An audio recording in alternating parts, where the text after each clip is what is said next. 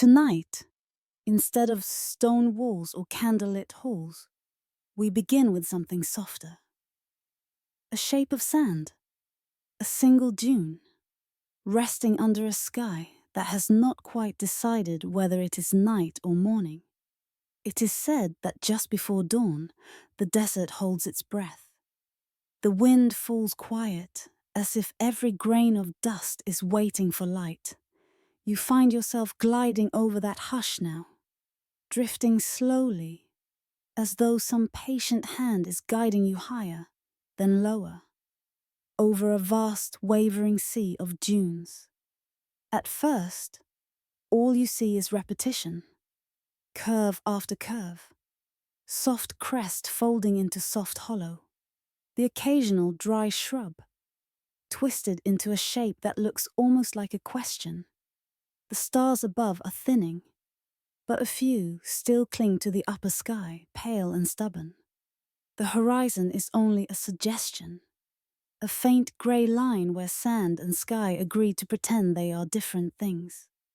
Beneath you, the dunes seem anonymous, interchangeable, as if you could spin in any direction and see the same view forever. Then, on one gentle rise, something changes. The wind stirs, only a little, a small breath, like someone turning over in sleep. For just a heartbeat, the surface of one ridge shifts, and a shape appears beneath the skin of sand. A perfect, deliberate curve. Not a random swell, not a careless accident of wind. The ghost of an arch, its topmost edge describing the outline of a buried gate. Whispers tell us that some travelers have seen this curve in moonlight, when the dune is colder and the sand a little less eager to pretend it is empty. They say they have watched it appear, traced it with a fingertip on the surface, and then, by morning, found nothing but smooth ripples, as though the desert had politely erased the memory. You hover there now, above that single dune, as the sky grows a touch lighter. The curve slowly fades again, as the wind combs fresh lines across it. If you did not know it was there, you might never have noticed it.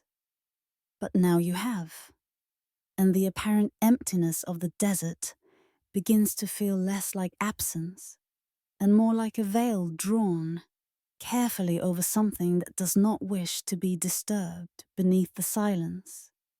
A city waits. It is said that this city was not taken by fire or sacked by invading armies. No walls were shattered by rams.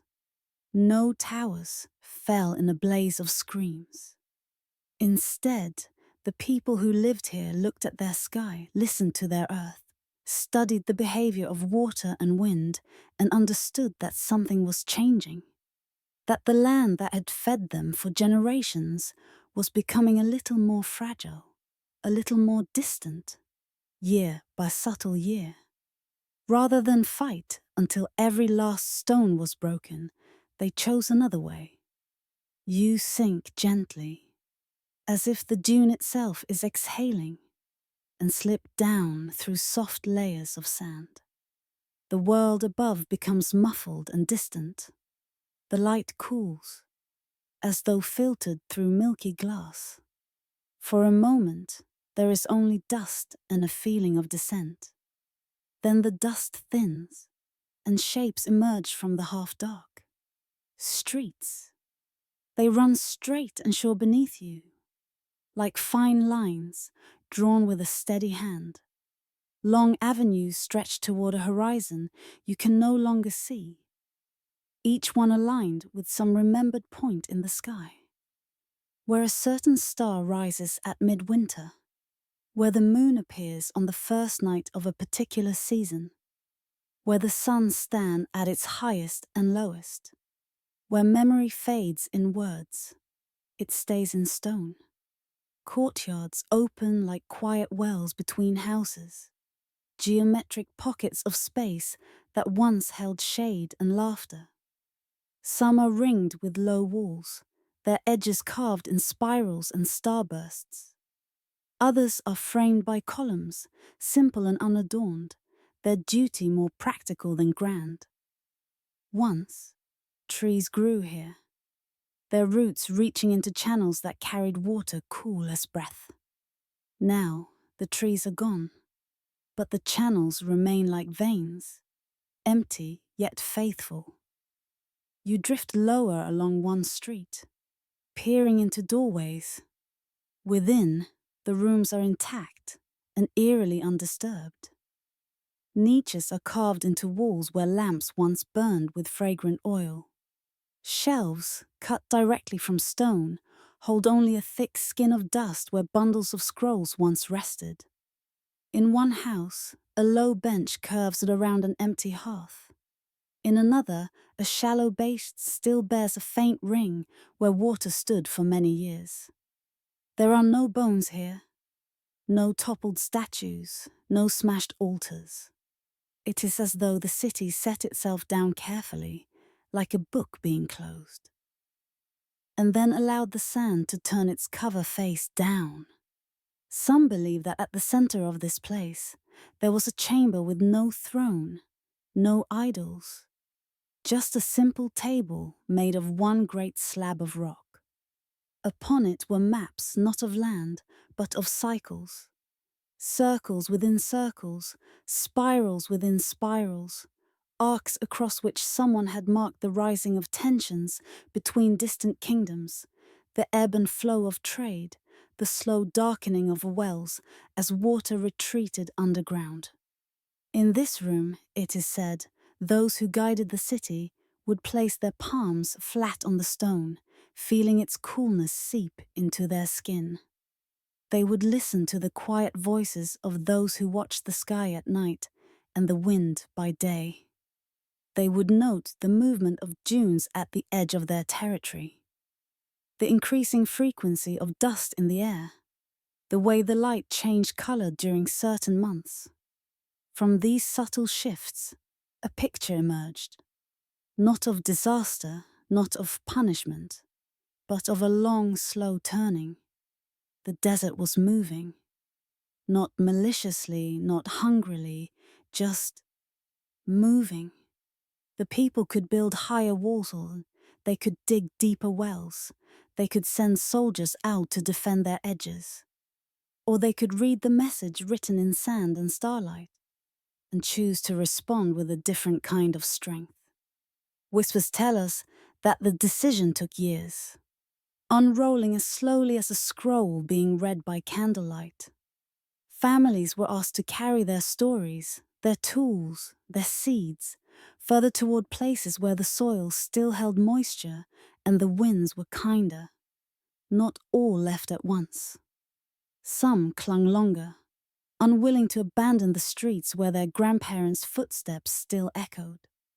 But gradually, the city thinned, like a river branching into many smaller streams. Those who stayed behind did not stay to fight. They stayed to fold. You drift now across a wide square. Once markets were held here, their stalls set in long rows, cloth shades trembling in the heat.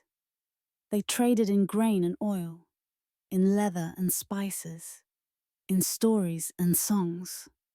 At dusk, lamps would be lit one by one. Small flames mirrored in the polished stones underfoot. Now, the lamps are gone, but the square remembers its own geometry. The paving stones, though dimmed, still hold their places.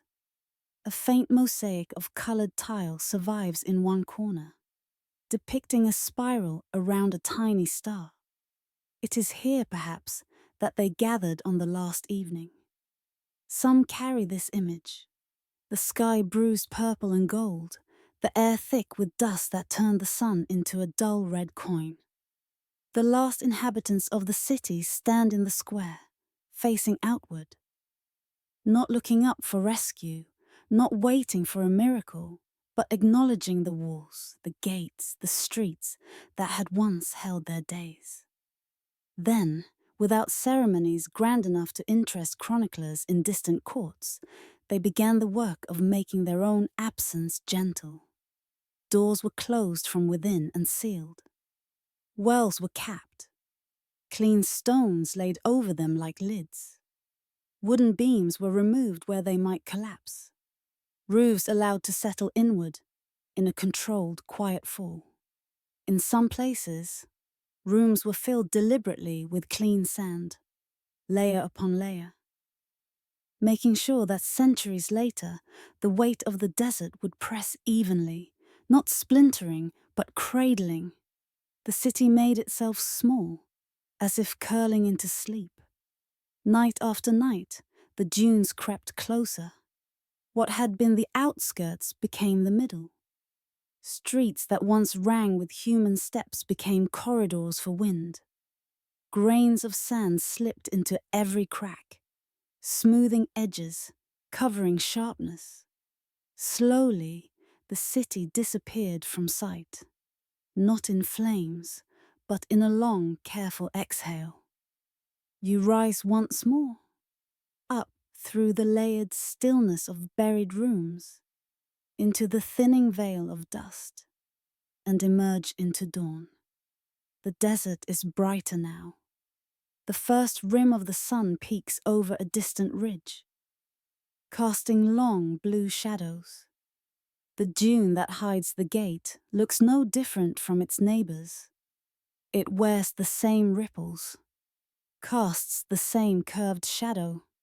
Its secret is carried entirely in what lies beneath. A lone figure appears in the distance, a solitary dot moving across the pale sand. Perhaps a traveler, perhaps a herder, perhaps a wandering trader searching for a more obvious path. From here, they are small and anonymous. You watch as they walk along the side of the dune, their feet sinking slightly with each step.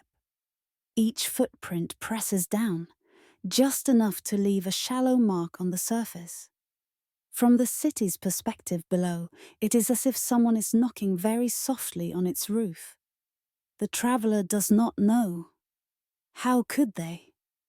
To them, the desert is simply itself, a place of thirst and distance, of shimmering horizons and occasional oases, a place to be crossed, a place that offers stars at night and mirages by day. The idea that they might be walking over an entire sleeping world never crosses their mind. Where memory fades in our stories, it lingers underneath our feet. It is said that on rare nights, when the moon is full and hangs low, the sand on certain dunes cools in such a way that old angles briefly whisper through its surface. For a little while the wind draws lines that remember straightness, a faint corner, a suggestion of a wall, a hint of a gate. Then the temperature shifts, the sand loosens, and the pattern is gone. Perhaps it was never meant to be found in any louder way than this.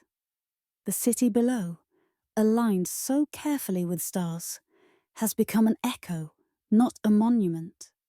It teaches nothing directly. It does not rise up in exposed pillars and carved facades to demand your awe. Instead, it lives now in a question. How many other places chose to sink quietly rather than shatter loudly? How many of the world's serene surfaces are, in truth, the lids of forgotten chambers? You drift higher, leaving the traveler to their path, the dune to its dreaming, the buried streets to their long, patient companionship with stone and time. Up here, the desert resumes its illusion of sameness. But you know better now.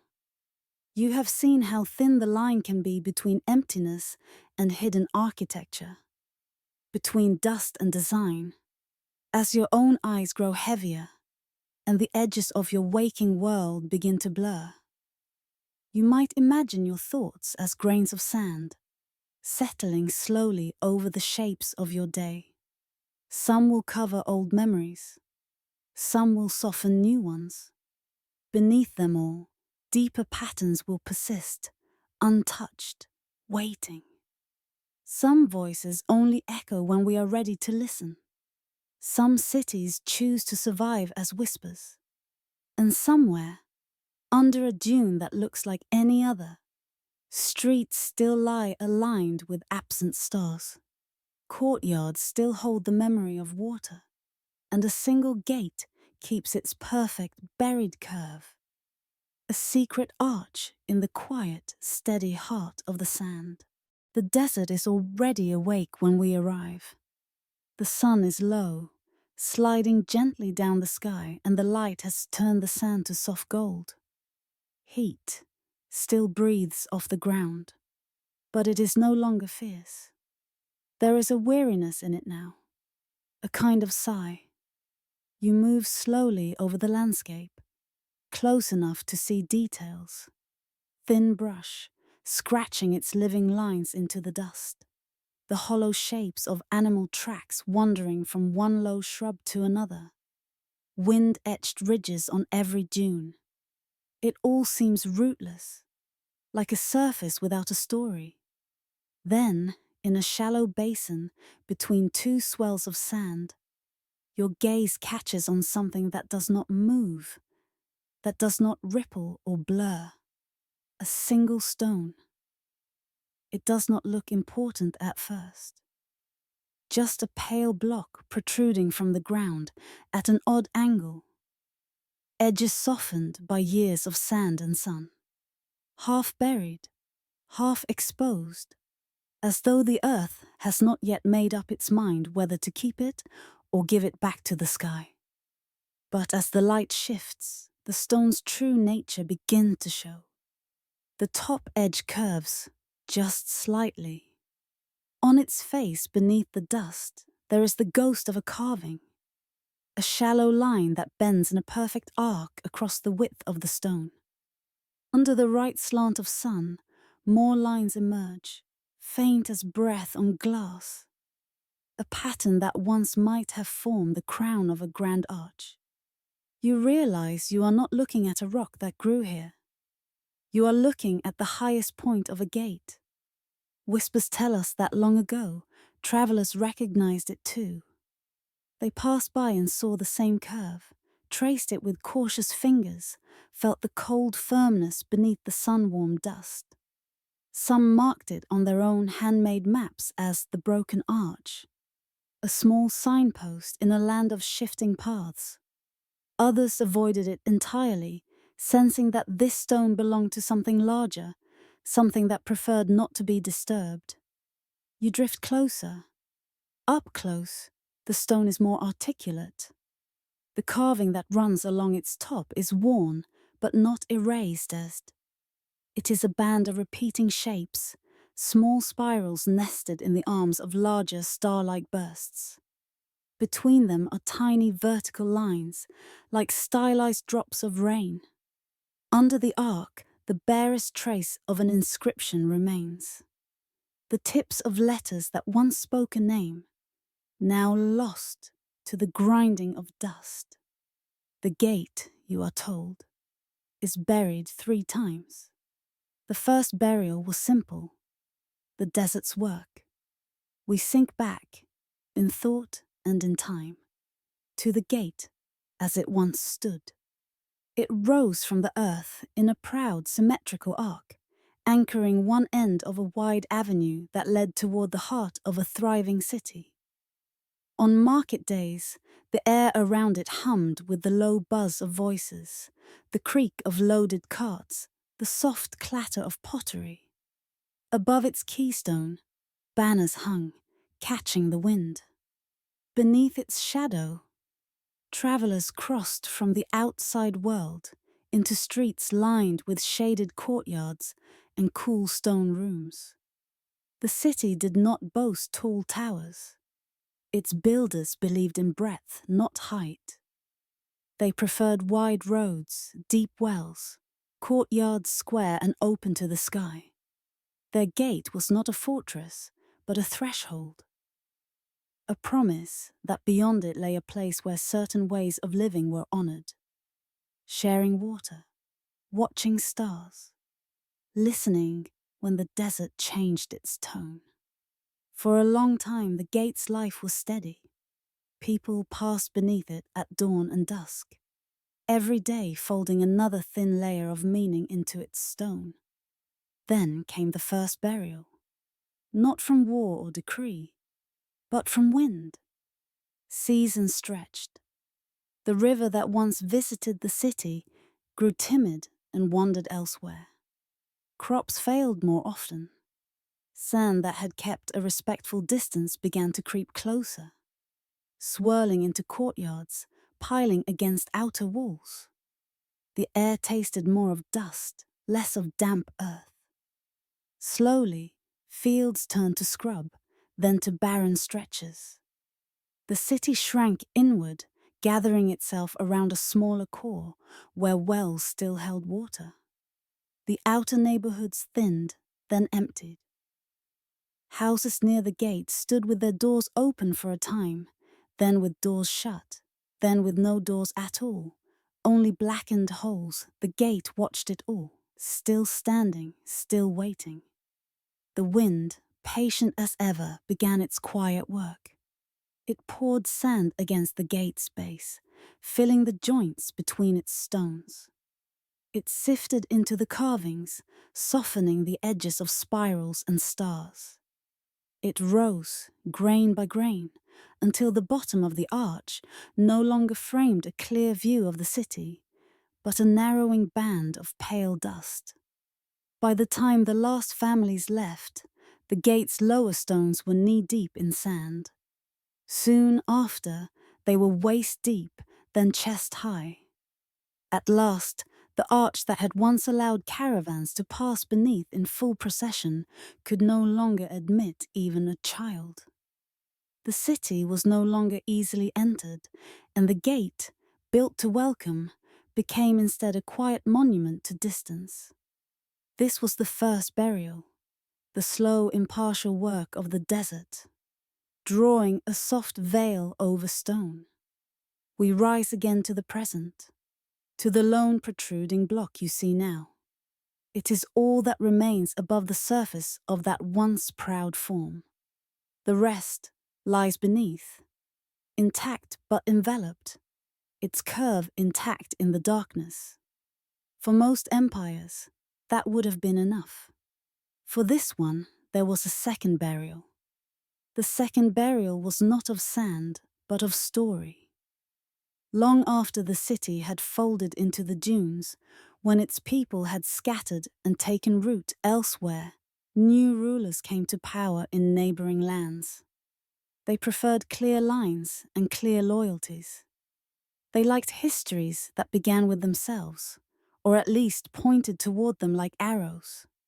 The old city in the sand did not fit easily into those tales. It did not end in glorious defeat, or serve as a convenient warning. It did not die burning on a battlefield. It chose to step back quietly, to accept the desert's change as something to be met rather than resisted. That kind of ending is hard to control in speech. It gives people ideas about gentler kinds of strength. And so, gradually, the gate was buried in words. Maps stopped marking its city. Chronicles, as Bia, spoke of other places. Places that rose with drama and fell with noise. The empire that had listened to stars and wind, that had chosen to yield rather than break, became a faint footnote, then a rumor, then a blank space. Children grew up hearing stories of conquerors and fortresses, of miracles and sudden catastrophes, but not of gates that watched their own cities sleep. A decree was never inked in bold letters to erase this place. No scroll was burned in a public square. Instead, there was a quieter decision, to tell other stories more often, to let this one fall to the bottom of the jar, where dust and silence collect together, where memory fades. Another kind of forgetting begins. People crossed deserts and did not know they walked along roads, once carefully aligned with constellations. They passed the half-buried stone of the gate and saw only a curious rock on the way to more famous ruins. That was the gate's second burial, covered by the weight of chosen narratives, hidden beneath the smooth surface of sanctioned history. And then, as time always allows, there was a third. The third burial is the one that drifts over all old things. Forgetfulness that is not imposed from outside, but seeps gently from within. Generations past, those who might have remembered the city's name, or heard the last fragments of its songs, made their own lives in other places. Their children learnt new customs, new fears, new hopes. Their tongues shaped different words under different skies. The gate, meanwhile, continued to sleep under its dune. Seasons turned, stars walked their slow circuits. The city beneath settled a little more each year, stones finding their most comfortable positions, cracks filling, angles rounding under pressure. The old arch did not resent its burial. It simply adapted, letting sand bear more of its weight, letting darkness become its new element. In this third burial, there is no malice and no decree. It is simply the way all things sink, over enough time, into the deeper layers of the world. Even now, standing in your mind before that lonely protruding stone, you feel the weight of these three coverings: sand, story, forgetting. They lie over the gate like three veils, each one more transparent, if only you know how to look. The light changes again. The sun slides lower, setting the desert alight in soft shades of clay red and gold. Shadows lengthen, stretching like dark fingers across the dunes. The stone's carved arc glows for a moment in warm, slanting beams, then cools as the sun moves on. You pull back, rising once more into the wide air. The single block shrinks, then vanishes into the pattern of sand and rock. From this height, there is no way to tell where the gate lies. The dune that hides it is just one of many. It would be easy, from here, to believe that nothing particular rests beneath, and yet, the knowledge of it lingers in you like a stone in the pocket. You may never stand in that desert. You may never touch that half-buried curve or feel the roughness of its worn carvings beneath your palm. But the idea of it, a gate that once welcomed an entire world, now buried 3 times, battles somewhere behind your ribs. Perhaps, as you move through your own days, you will notice certain thresholds differently. A doorway in your city, worn smooth by uncounted passing feet. A simple arch in a forgotten courtyard. A path through a field that feels older than the buildings around it. Perhaps you will look at them and wonder what veils lie over them. What stories have been told, retold, or allowed to sink into silence. Some gates no longer open in stone. They open in thought. Night thickens over the desert. The last light drains from the sky, leaving a deep velvet blue. Stars return, first as shy pinpricks, then as a steady river of pale fire overhead. The dune that covers the gate turns silver in the moonlight, its surface cold and smooth. Below, in the dark, the buried arch holds its curve, unchanged. It does not ask to be uncovered. It does not demand to be restored. It simply continues to mark, in its quiet way, a passage between worlds, between the remembered and the forgotten, between the histories that roar and the one that whisper. Beneath the silence, it waits. Above it, the desert breathes. Around you, the night grows softer.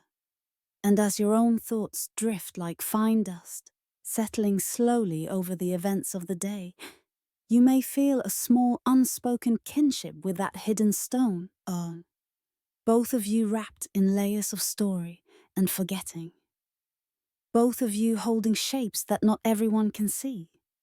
Both of you learning gently how to rest beneath the surface. Some things are buried to be lost. Others are buried to be kept. The gate buried 3 times was, perhaps, never meant to be found by those who look only with their eyes. The sun is low, a dim ember hovering near the horizon.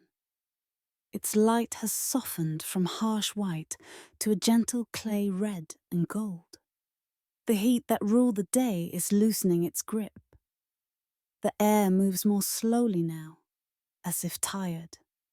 Out beyond the last scattered shrubs, the land levels into a pale, open plain. No walls, no houses, no ruins rising like broken teeth. Only wells. They stand in a wide ring, each one a round opening edged with stone. Some are lined with carefully cut blocks, their rims smoothed by hands long gone. Others are rougher, patched with smaller stones where time has taken its tax. None of them hold water. They are dark throats, dry and silent, set at strange intervals, as if marking the points of a forgotten constellation. From above, they look like beads of a necklace laid upon the earth. From the ground, they feel like questions. You glide slowly among them, your view circling the ring. Some wells are half filled with drifting sand, their depth hidden. Others drop into shadow so complete that even the shrinking light of the sun cannot touch the bottom. A few have stones, lodged partway down, tumbled from their own rims. No ropes hang. No buckets wait. There is no sound of dripping. No cool breath rising from below. Beneath the silence, a memory stirs. Whispers tell us that this was once the heart of an empire that grew downward instead of outward, where other cities reached up with towers and walls. This one sank its roots into the ground, trusting more in water than in stone. It had no need for high monuments. Its power lay in these quiet circles, each one a promise that something unseen, something vital flowed below. We drift closer to one of the wells. Up close, the rim is worn smooth by countless touches. The stone is cool to the imaginary hand, even in the fading heat. Carved along its outer edge are faint, repeating symbols. Spirals folded into wave shapes, small star marks, lines like falling rain. Each groove is softened now, blurred by seasons of grit and wind, but their intention still lingers. At the very lip of the well, you peer down. There is only darkness, but in your mind, you descend. You follow a spiraling path carved into the inner wall, a stair so narrow and precise, it could only have been made by people who love this descent, who walked it often, who knew every curve. The steps bear the shallow hollows of feet worn long ago, the memory of countless ankles and heels pressing the stone. The air cools as you go. Sand falls away. Walls draw closer. For a time, there is only the sound of imagined breath and the faintest echo of your own descent, bouncing softly off rock. Then, far below, there is a widening. The tunnel opens into a chamber. In the city's living days, these chambers would have been filled with water. Pools cut into the bedrock, their surfaces dark and still, catching the trembling light of oil lamps. Columns rising from their depths like the trunks of submerged trees. voices kept low out of reverence, so that the ripples on the water's skin remained gentle and true. Here, deals were whispered. Grain was measured, journeys were planned, marriages agreed upon, everything flowed through the wells. In your mind, the chamber is full again. You hear the soft clink of clay jugs being filled, the rustle of cloth, the murmur of greetings in a language that has not been spoken for centuries. Above, the city's streets bend around these wells like petals or surround a flower. Narrow alleys lead into wider courtyards where people sit in shade, feeling the earth's coolness rise through the stone. It is said that maps of this city look like spirals drawn within circles. No straight avenue marches from gate to palace. No grand boulevard slices through its heart. Instead, the paths curve inward, always returning to water. The city is built not for display, but for proximity. No house too far from a well, no life entirely separate from the shared pulse below. They measured their wealth in depth rather than height. The wells were more than infrastructure. They were sacred calendars. Inscribed into their walls, just below the rim, were marks noting how high the water rose in certain seasons, how low it fell in others. These bands became records of years too dry, years merciful, years in which rain came early or late. Patterns were traced from them, patterns that guided when to sow, when to store, when to share. In one chamber, a narrow stone ledge runs along the wall. Upon it, in your mind's gentle reconstruction, rest tablets of clay and slivers of polished bone etched with small signs. These recorded not conquests or boundary lines, but the moods of the earth. How many days the wells sang in one year, how many in another, how swiftly a dropped pebble took to kiss the surface. History here was written in echoes and ripples. But then something began to shift. The marks on the well walls told a silent story. Year by year, the wet band crept lower. Rains grew timid, distant springs dried. The time it took for a dropped stone to meet the water lengthened, heartbeat by heartbeat, until one day there was no sound at all. The people of the city did not ignore this. How could they? Their lives were braided with these depths. They watched the lowering levels with careful eyes, listened to the changing voices of their wells, felt the air grow a little warmer in the chambers below. Some dug deeper, chipping away at stone that had never known touch. They followed the memory of old streams, chasing the whisper of moisture through the rock. New tunnels were carved, old ones were joined. For a while the water responded, returning with a shy trickle, then a thin flow. The city adjusted, tightened its patterns, learned to stretch each drop further. But there comes a point where stone itself says, no more. In the dim chambers, the pools grew smaller. The surfaces that once mirrored lamplight shrank to dark, quivering circles, then to damp patches, then to nothing but a cold sheen on the rock. The wells above became more silence than song.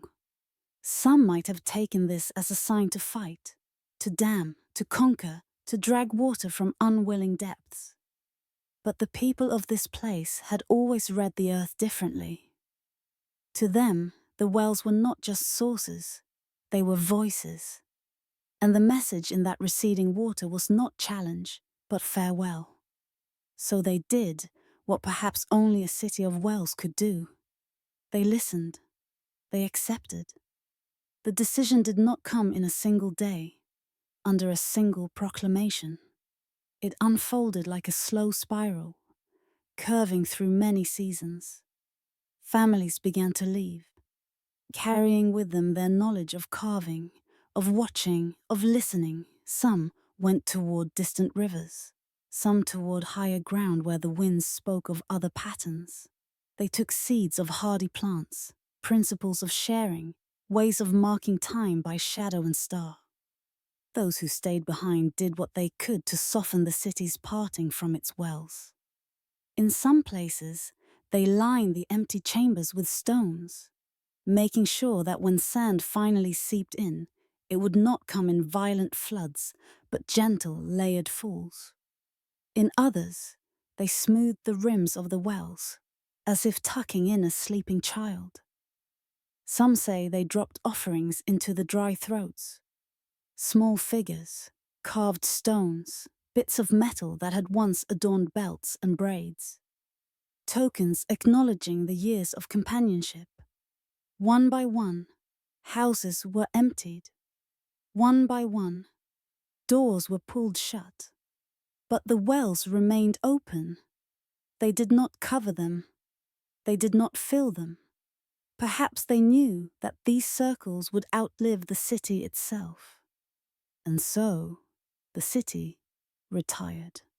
Walls crumbled into themselves. Roofs collapsed inward. Courtyards became shallow hollows. Streets blurred into the plain. Wind carried sand over thresholds and through once careful doorways, flattening the shapes of domestic life.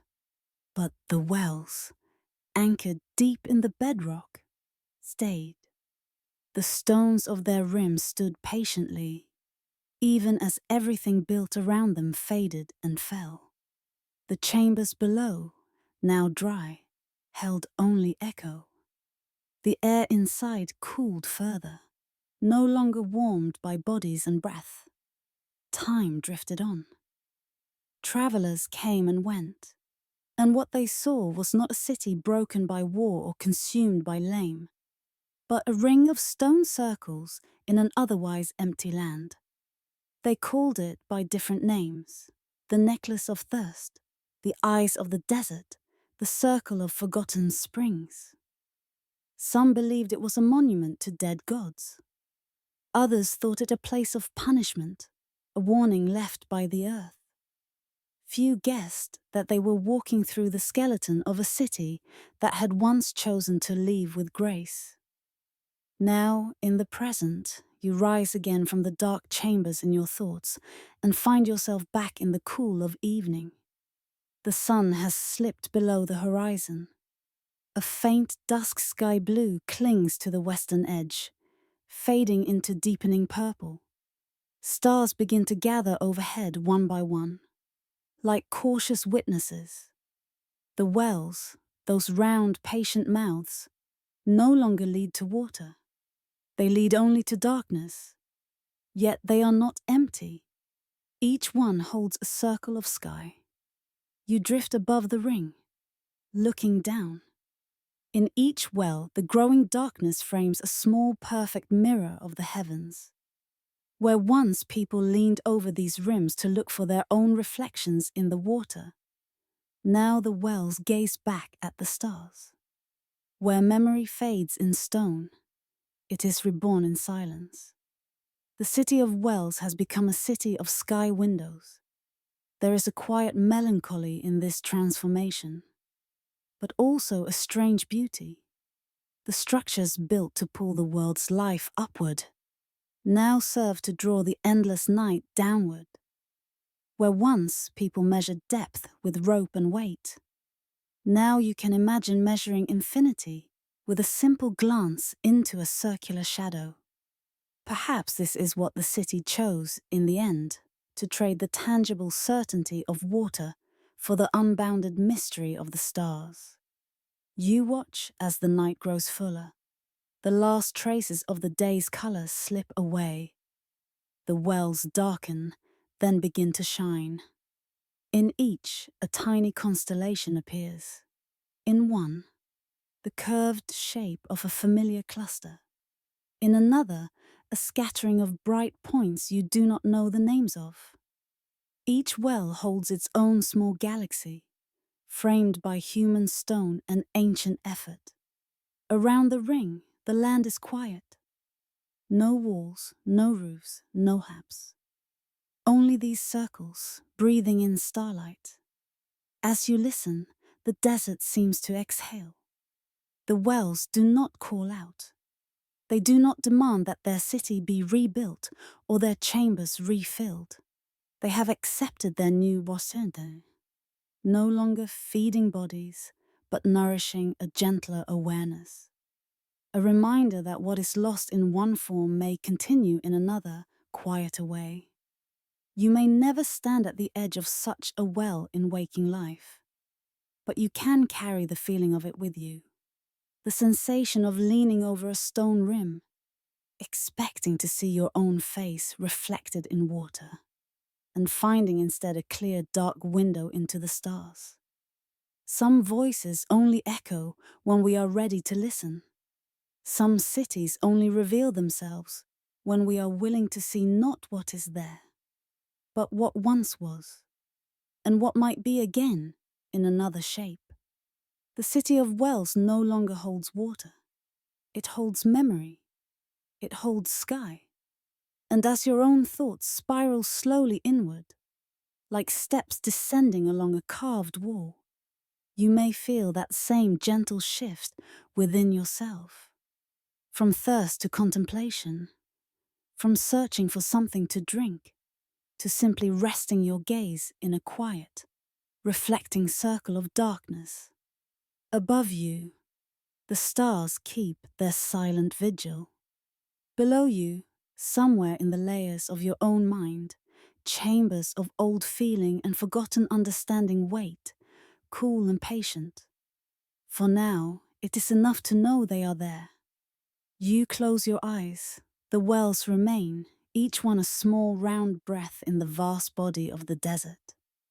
No longer drawing water from below, they draw sleep from above, inviting you to fall as gently into rest as their city once fell into sand.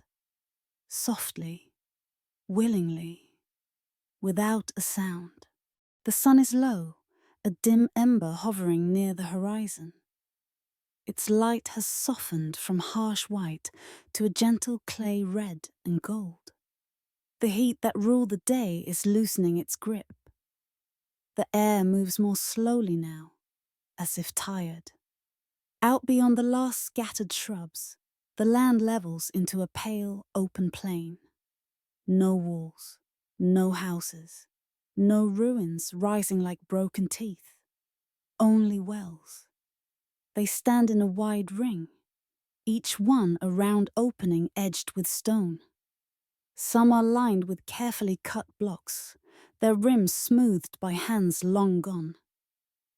Others are rougher, patched with smaller stones where time has taken its tax. None of them hold water.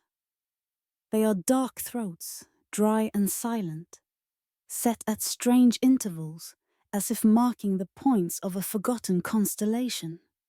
From above, they look like beads of a necklace laid upon the earth. From the ground, they feel like questions. You glide slowly among them, your view circling the ring. Some wells are half filled with drifting sand, their depth hidden. Others drop into shadow so complete that even the shrinking light of the sun cannot touch the bottom. A few have stones, lodged partway down, tumbled from their own rims. No ropes hang. No buckets wait. There is no sound of dripping. No cool breath rising from below. Beneath the silence, a memory stirs. Whispers tell us that this was once the heart of an empire that grew downward instead of outward, where other cities reached up with towers and walls. This one sank its roots into the ground, trusting more in water than in stone. It had no need for high monuments. Its power lay in these quiet circles, each one a promise that something unseen, something vital flowed below. We drift closer to one of the wells. Up close, the rim is worn smooth by countless touches. The stone is cool to the imaginary hand, even in the fading heat. Carved along its outer edge are faint, repeating symbols. Spirals folded into wave shapes, small star marks, lines like falling rain. Each groove is softened now, blurred by seasons of grit and wind, but their intention still lingers. At the very lip of the well, you peer down. There is only darkness, but in your mind, you descend. You follow a spiraling path carved into the inner wall. A stair so narrow and precise, it could only have been made by people who love this descent, who walked it often, who knew every curve. The steps bear the shallow hollows of feet worn long ago, the memory of countless ankles and heels pressing the stone. The air cools as you go. Sand falls away. Walls draw closer. For a time, there is only the sound of imagined breath and the faintest echo of your own descent, bouncing softly off rock. Then, far below, there is a widening. The tunnel opens into a chamber. In the city's living days, these chambers would have been filled with water. Pools cut into the bedrock, their surfaces dark and still, catching the trembling light of oil lamps. Columns rising from their depths like the trunks of submerged trees. Voices kept low out of reverence, so that the ripples on the water's skin remained gentle and true. Here, deals were whispered. Grain was measured, journeys were planned, marriages agreed upon, everything flowed through the wells. In your mind, the chamber is full again. You hear the soft clink of clay jugs being filled, the rustle of cloth, the murmur of greetings in a language that has not been spoken for centuries. Above, the city's streets bend around these wells like petals or surround a flower. Narrow alleys lead into wider courtyards where people sit in shade, feeling the earth's coolness rise through the stone. It is said that maps of this city look like spirals drawn within circles. No straight avenue marches from gate to palace. No grand boulevard slices through its heart. Instead, the paths curve inward, always returning to water. The city is built not for display, but for proximity. No house too far from a well, no life entirely separate from the shared pulse below. They measured their wealth in depth rather than height. The wells were more than infrastructure. They were sacred calendars. Inscribed into their walls, just below the rim, were marks noting how high the water rose in certain seasons, how low it fell in others. These bands became records of years too dry, years merciful, years in which rain came early or late. Patterns were traced from them, patterns that guided when to sow, when to store, when to share. In one chamber, a narrow stone ledge runs along the wall. Upon it, in your mind's gentle reconstruction, rest tablets of clay and slivers of polished bone etched with small signs. These recorded not conquests or boundary lines, but the moods of the earth. How many days the wells sang in one year, how many in another, how swiftly a dropped pebble took to kiss the surface. History here was written in echoes and ripples. But then something began to shift. The marks on the well walls told a silent story. Year by year, the wet band crept lower. Rains grew timid, distant springs dried. The time it took for a dropped stone to meet the water lengthened, heartbeat by heartbeat, until one day there was no sound at all. The people of the city did not ignore this. How could they? Their lives were braided with these depths. They watched the lowering levels with careful eyes, listened to the changing voices of their wells, felt the air grow a little warmer in the chambers below. Some dug deeper, chipping away at stone that had never known touch. They followed the memory of old streams, chasing the whisper of moisture through the rock. New tunnels were carved, old ones were joined.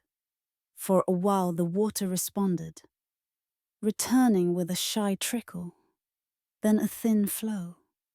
The city adjusted, tightened its patterns, learned to stretch each drop further.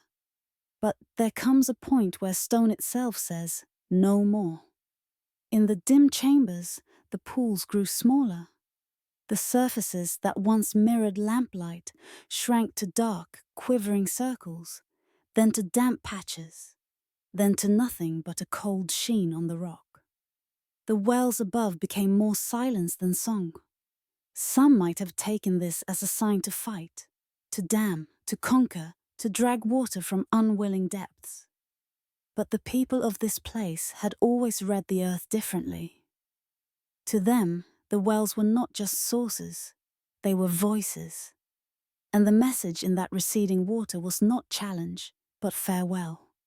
So they did what perhaps only a city of wells could do. They listened.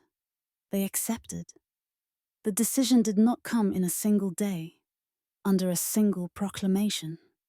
It unfolded like a slow spiral, curving through many seasons.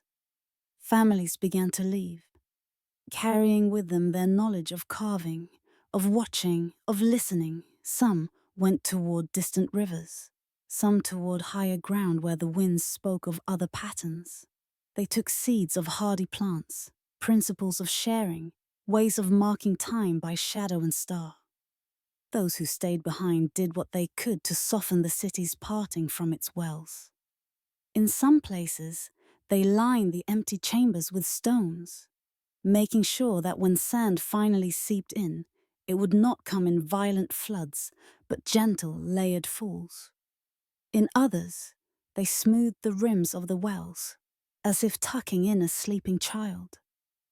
Some say they dropped offerings into the dry throats. Small figures, carved stones, bits of metal that had once adorned belts and braids. Tokens acknowledging the years of companionship. One by one, houses were emptied. One by one, doors were pulled shut. But the wells remained open. They did not cover them. They did not fill them. Perhaps they knew that these circles would outlive the city itself. And so, the city retired. Walls crumbled into themselves. Roofs collapsed inward. Courtyards became shallow hollows. Streets blurred into the plain. Wind carried sand over thresholds and through once careful doorways, flattening the shapes of domestic life. But the wells, anchored deep in the bedrock, stayed. The stones of their rims stood patiently, even as everything built around them faded and fell. The chambers below, now dry, held only echo. The air inside cooled further, no longer warmed by bodies and breath. Time drifted on. Travelers came and went, and what they saw was not a city broken by war or consumed by lame, but a ring of stone circles in an otherwise empty land. They called it by different names: the necklace of thirst, the eyes of the desert, the circle of forgotten springs. Some believed it was a monument to dead gods. Others thought it a place of punishment, a warning left by the earth. Few guessed that they were walking through the skeleton of a city that had once chosen to leave with grace. Now, in the present, you rise again from the dark chambers in your thoughts and find yourself back in the cool of evening. The sun has slipped below the horizon. A faint dusk sky blue clings to the western edge, fading into deepening purple. Stars begin to gather overhead one by one, like cautious witnesses. The wells, those round, patient mouths, no longer lead to water. They lead only to darkness. Yet they are not empty. Each one holds a circle of sky. You drift above the ring, looking down. In each well, the growing darkness frames a small, perfect mirror of the heavens. Where once people leaned over these rims to look for their own reflections in the water, now the wells gaze back at the stars. Where memory fades in stone, it is reborn in silence. The city of wells has become a city of sky windows. There is a quiet melancholy in this transformation, but also a strange beauty. The structures built to pull the world's life upward now serve to draw the endless night downward. Where once people measured depth with rope and weight, now you can imagine measuring infinity with a simple glance into a circular shadow. Perhaps this is what the city chose in the end, to trade the tangible certainty of water for the unbounded mystery of the stars. You watch as the night grows fuller. The last traces of the day's colors slip away. The wells darken, then begin to shine. In each, a tiny constellation appears. In one, the curved shape of a familiar cluster. In another, a scattering of bright points you do not know the names of. Each well holds its own small galaxy, framed by human stone and ancient effort. Around the ring, the land is quiet. No walls, no roofs, no haps. Only these circles, breathing in starlight. As you listen, the desert seems to exhale. The wells do not call out. They do not demand that their city be rebuilt or their chambers refilled. They have accepted their new wasende, no longer feeding bodies, but nourishing a gentler awareness. A reminder that what is lost in one form may continue in another, quieter way. You may never stand at the edge of such a well in waking life, but you can carry the feeling of it with you. The sensation of leaning over a stone rim, expecting to see your own face reflected in water, and finding instead a clear, dark window into the stars. Some voices only echo when we are ready to listen. Some cities only reveal themselves when we are willing to see not what is there, but what once was, and what might be again in another shape. The city of wells no longer holds water. It holds memory. It holds sky. And as your own thoughts spiral slowly inward, like steps descending along a carved wall, you may feel that same gentle shift within yourself. From thirst to contemplation, from searching for something to drink, to simply resting your gaze in a quiet, reflecting circle of darkness.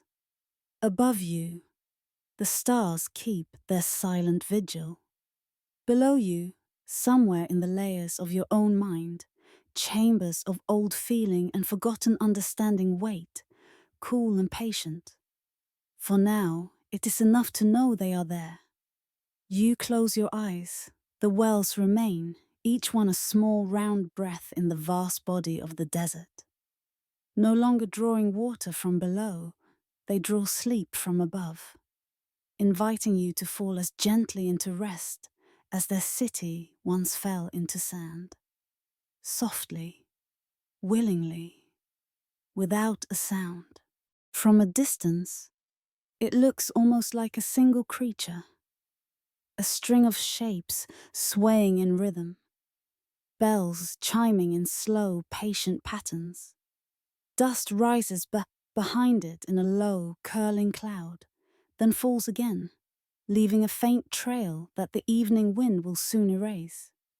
You drift closer, gliding just above the ground until you can see the details.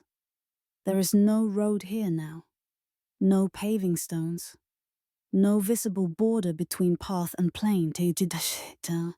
The desert lies open in every direction, a woven fabric of ripples and shallow hollows. Yet the caravan follows a very precise line, invisible to the eye, but etched into habit, into memory, into the stories of those who led their parents and grandparents along the same way. Beneath the silence, that line deepens. Whispers tell us that once, where the caravan now walks, there was a road so well made it rang softly under wheels and hooves. A road of pale stone, laid in broad slabs, stretching like a careful thought from the edge of the desert into the heart of a city. We cannot see it now, but if you close your eyes and listen, it begins to rise. The image comes slowly, like an old drawing appearing underwater. Where there is now only sand, you see stone. Long, flat blocks, fitted together with loving precision, their joins so narrow that even the smallest seed could not slip between them. On either side of this stone river stand low walls, waist-high, guiding the flow of travelers. Here and there, wide side streets branch away, leading into neighborhoods of shaded courtyards and small, cool rooms. On this road, in an earlier time, there is another caravan. In your mind's eye, you watch it approach the city at dusk. Its pace is unhurried, but its purpose is clear. The day's heat steams gently off the stones. The air smells of animals and distant cooking fires, of dust and spices and the faint tang of metal. Under the arch of a gate, now buried and forgotten, the caravan passes from the open desert into the ordered embrace of the street. The stones remember the weight of each step. The walls remember the brush of each passing bundle and cloth. Day after day, year after year, caravans moved along this path. They carried grain and oil and cloth, yes, but also stories, tales of distant rivers, rumors of wars that never reached this quiet city, songs that changed slightly with each retelling. The road was not simply a conduit for goods. It was a vein through which the world's breath flowed in and out. You drift, hovering a little above that stone street, watching the life around it unfold. On one side, a row of stalls spills fragrant smoke and laughter into the air. Lamps are being lit one by one as twilight gathers, their flames small and bright against the dimming sky. Children run along the edge of the road, balancing on the low wall like tightrope walkers, their silhouettes briefly crossing the caravan's path, then disappearing into doorways. On the other side, a narrow channel, carved alongside the road, carries a trickle of water catching reflections of the first stars. Travelers pause to wash their hands and faces, to let their beasts drink, leaning on the low stone, feeling the day's dust leave their skin. This road is more than stone. It is rhythm. It is welcome. It is said that the city it served was never a place of great towers or blinding wealth. It was, instead, a knot in a quiet web of trade, a resting point where people could exchange not only goods, but come. Those who passed through were encouraged to leave with less fear than they brought, to carry forward a little of the city's slower heartbeat. But the world beyond the desert does not always move at the same pace. Seasons shift. Distances shrink and stretch in uneven ways. New routes open elsewhere. New cities rise with louder promises. The gentle knot in the web begins to loosen. Slowly, almost politely, caravans change their paths. The stone road sees fewer wheels, fewer hooves. The markets at its sides grow quieter. Lamps are lit earlier than not at all. Some stalls close and never reopen. Plays of shadow no longer draw their shapes across the road at the same times of day. The city, feeling the change, contracts around its own hearth. Those who once lived in houses facing the busy avenue move inward, toward wells and gardens that still pulse with daily life. The outer homes along the road grow empty, their doors left ajar, then shut. Dust settles in their thresholds. A soft film gathers on their shelves. Still, the road remains. Stones do not hurry, they do not assume. But the desert is patient. One year, a storm comes later than anyone expects. The wind arrives in low, insistent waves, each one carrying more sand than the last. The air thickens. The sky turns the chalky color of old bone. When the wind dies, a thin layer of sand lies across the road, gathered in lines and pockets that mimic the old traffic's flow. No one clears it. There are fewer hands now, fewer feet that care. Another storm comes, and another. Sand seeps into the cracks between stones, then blankets them slowly. The low walls on either side lose their sharp edges, their corners softening under repeated caresses of dust. The water channel dries, its carved edges filling with grit. What was once straight and purposeful begins to blur. The city pulls further back from the road, leaving it to the sky. In the end, when the last true caravan passes through, it does so more out of habit than necessity. The bells still ring. The steps still fall on stone. But even as they do, the path ahead is already changing. A new route forming in the minds of those leading the animals. One that will bypass this place. One that will save time here. One that will skip the old city's slow embrace. When those leaders return home, they will speak of the new way. The old stone road will be left to its own devices. Years pass, then decades. The city retires gently, folding itself closer to its wells, its inner courtyards. Some families leave, others stay, but no longer depend on the road that once fed them. The last of the houses along that avenue become shells. Their shutters hang loose or are taken for firewood. Rain, when it comes, pools briefly on their thresholds, then sinks into dust. The stones of the road feel each step less frequently. Then, not at all. Sand does not rush, but it is tireless. Layer by thin layer, it covers the stones. First knee-high, then higher, until only the peaks of the low guiding walls show through, like ribs of a buried creature. The road's surface becomes a memory held within the earth. We rise gently back into the present, into the soft evening where the living caravan moves. There is no visible road beneath it now, but the line remains. Not in stone, but in story.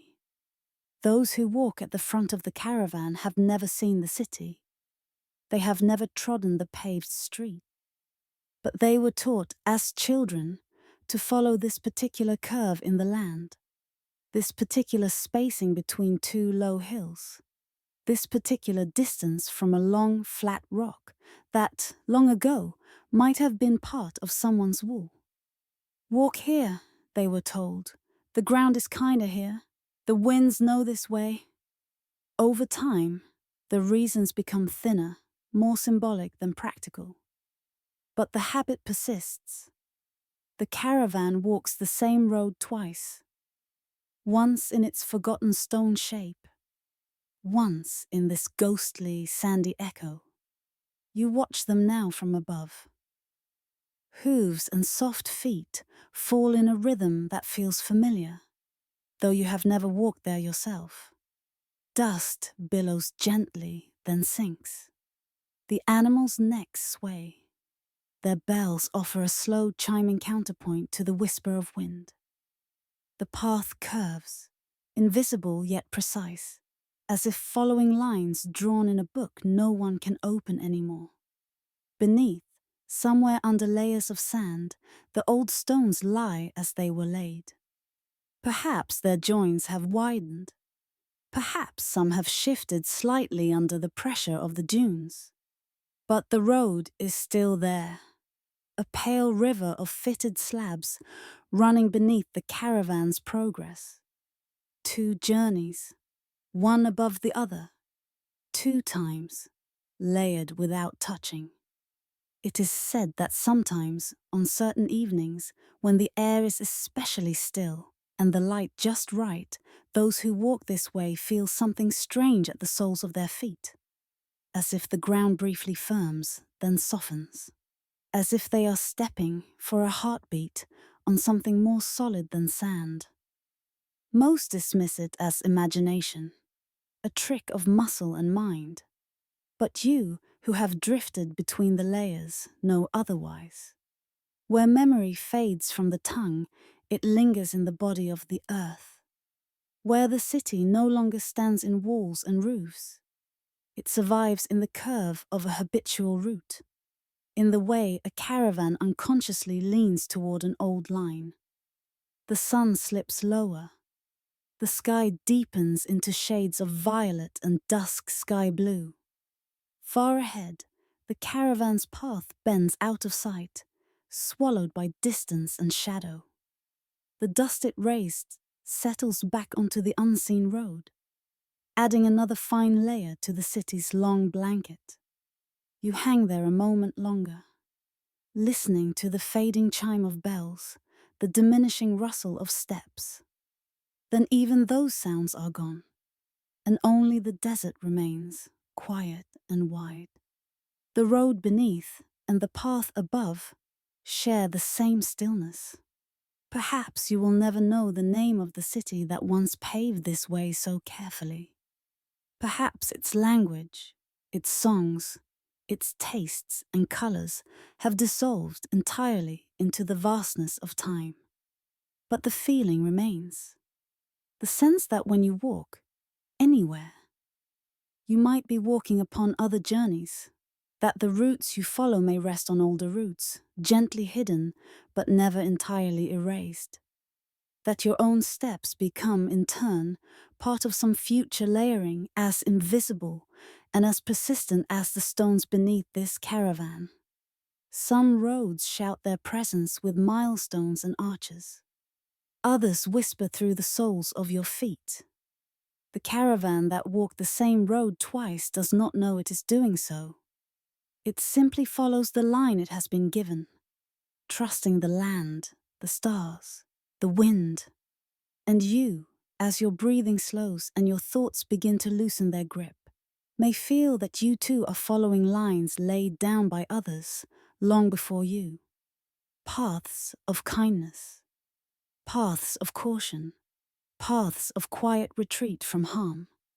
For tonight, it is enough to rest in that awareness, that you are held by patterns older than memory, that beneath whatever ground you stand on, there may lie the stones of someone else's careful choices, someone else's gentle passage through a difficult world. The desert sighs, the sky darkens, the road, both seen and unseen, falls silent, and you drift, little by little, into the soft, ancient space between one step and the next. The desert is quiet, not empty, never empty, but still. The day's heat has loosened its grip, and the air moves in slow, cool threads. Above, the sky is widening into evening, its hard blue softening at the edges, streaked with faint bands of clay red and gold. The first star is just beginning to show itself, shy and alone. Out on the plain, a single mound rises, not very high, not very steep, just a smooth, rounded shape, as if someone had placed their hand under the skin of the desert and lifted, gently, until the surface swelled. At first glance, it is nothing special. The dune seas you have seen are taller, the cliffs more dramatic. This hill seems almost modest. Its slopes are clothed in thin grass, where grass can find a way to live, and scattered with small stones. The wind draws delicate patterns along its sides, leaving faint ripples like frozen waves. But there is something about its outline. It curves too evenly, its shoulders too symmetrical. When the light touches it from the side, the way it casts its shadow looks less like a natural accident and more like the memory of walls folding inward. Whistles tell us that long before this hill came to rest, a palace stood here. Not a palace of glittering excess, but a place of cool order. Quiet courtyards, thoughtful halls, rooms arranged around water and light. We move closer, circling the mound as the sun sinks. On its western slope, small stones break through the skin of sand. Blocks with edges a little too straight, faces a little too flat. One bears a faint, chiseled line, the ghost of a spiral, worn down nearly to nothing. Another shows the remnant of a corner, an angle softened by years of wind. Beneath the silence, the old foundations stir. You close your eyes, and the hill dissolves. The sand falls away, streaming down like veils. The grass recedes, roots pulling free from whatever lies beneath. The curve flattens, the mound relaxes, and in its place, the palace rises in your mind. It is dawn in another age. The palace stands at the center of the city, not as a fortress, but as a kind of stone heart. Low walls, more graceful than defensive, encircle its outer courtyards. Inside, a series of open squares laid inward, each one smaller, each one quieter, until at last you reach a garden glowing in soft shade. Columns frame the walkways, simple, square, without grand ornament. Their capitals bear only faint carvings. Stars, small suns, spirals suggesting the turning of seasons. Between them, stretches of polished stone floor reflect the sky, catching the shapes of clouds and birds in passing. In one courtyard, shallow pools form a cross, aligned carefully with the path of the sun. At noon, light falls straight down into them, turning the water to white. At dawn and dusk, they glow in gold and violet, breathing color into the surrounding stone. The palace is not loud. It does not tower over the city. It settles into the land, as if the builders listened before they ever laid a block, asking where the earth might be most willing to bear such weight, where the winds might move most kindly around such walls. Inside, a cool hush rules the corridors. Underfoot, the stone is smooth but not slippery. The walls are whitewashed and left mostly plain, as if they understand that too much decoration can clutter thought. Here and there, a narrow band of color runs along a base, painted with repeating motifs. Lines like flowing water, small circles like seeds, delicate arcs like the curves of the moon. It is said that in its deepest rooms, far from the bright outer courts, the palace held maps not of land, but of time. In a chamber near its center, low tables are laid out with circles.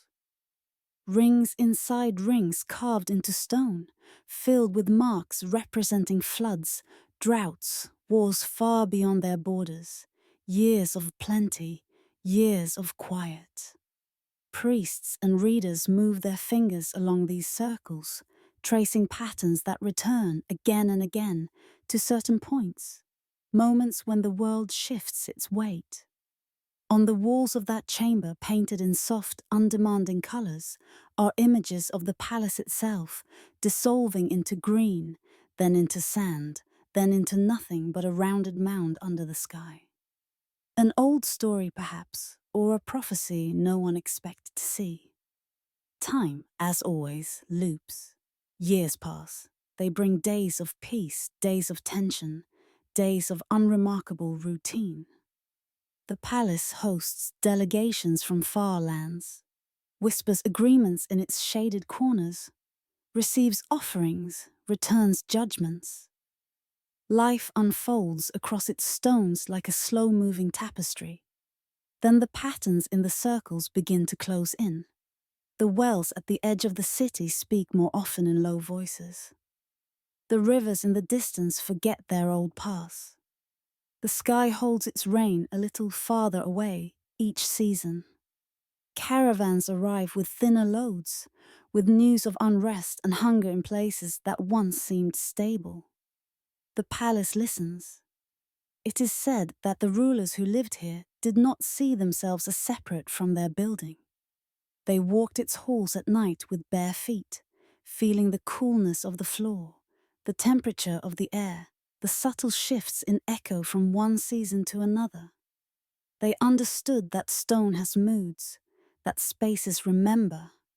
One night, perhaps in that chamber of circles, they lay their hands flat upon the carved rings of time and understood that their empire had reached one of those points the patterns warned about. They could cling. They could fortify. They could pour their shrinking resources into higher walls and deeper wells, into sharper weapons and stricter laws. Or they could do something else. Whispers tell us that the choice to let the palace become a hill was not a single dramatic moment, but a long series of small, quiet agreements. A decision that spread through the building like evening shadow, touching one stone at a time. It began with a closing. Certain outer rooms were emptied, slowly, carefully, not looted, not abandoned, but cleared. Scrolls were moved inward. Altars were dismantled with reverent hands. In one courtyard, a colonnade that once led to a reception hall was blocked with a low wall, turning a pathway into a boundary. Then came the filling. In chambers closest to the outer walls, clean sand was brought in. Not the harsh, cutting kind from outside, but finer, sifted grains, poured gently into places where the structure would otherwise one day collapse. In some rooms, low walls were built to hold the sand. In others, it was heaped carefully, smoothed with flat boards, as if making a bed for the building itself. Roofs were strengthened where they needed to bear the weight to come. In a few cases, beams were removed, not to weaken, but to guide the eventual settling, so that when stone descended, it would descend into support rather than fracture. The palace's own body was teaching itself how to lie down. Where memory fades for us, it sharpens for stone. The inner courtyards, closest to the heart, were left for last. There, life continued for a while as before. Water still danced in the shallow pools. Lamps were still lit at dusk. People still sat in the cool colonnades, speaking in low tones about distant politics and nearby harvests. But beneath their feet, plans had already been set in motion. Maps of time had been updated. The earth had been consulted. And when the day came, nobody knows which one it was, only that it must have come. Those who remained stepped back and let the palace do what it had been prepared to do. Perhaps there was a tremor. Perhaps just a long, slow sigh. Roofs sagged inward. Columns leaned, then came to rest against the sand their own walls had invited in. A hall became a tunnel. A courtyard became a layered bowl of stone and dust. The outermost edges of the building sank first, their outlines softening under fresh drifts. From above, nothing critical happened in an instant. No explosion. no plume of smoke. Just a gradual rounding as corners folded into curves. Year by year, the outline of the palace thickened. The highest points sloped. The inner gardens vanished beneath settled debris and wind-borne seeds. Dust, then soil, collected in sheltered hollows. Here and there, hardy plants took root. The building's sharp distinctions, wall versus yard, floor versus threshold, blurred into a single continuous shape. A shape we now call a hill.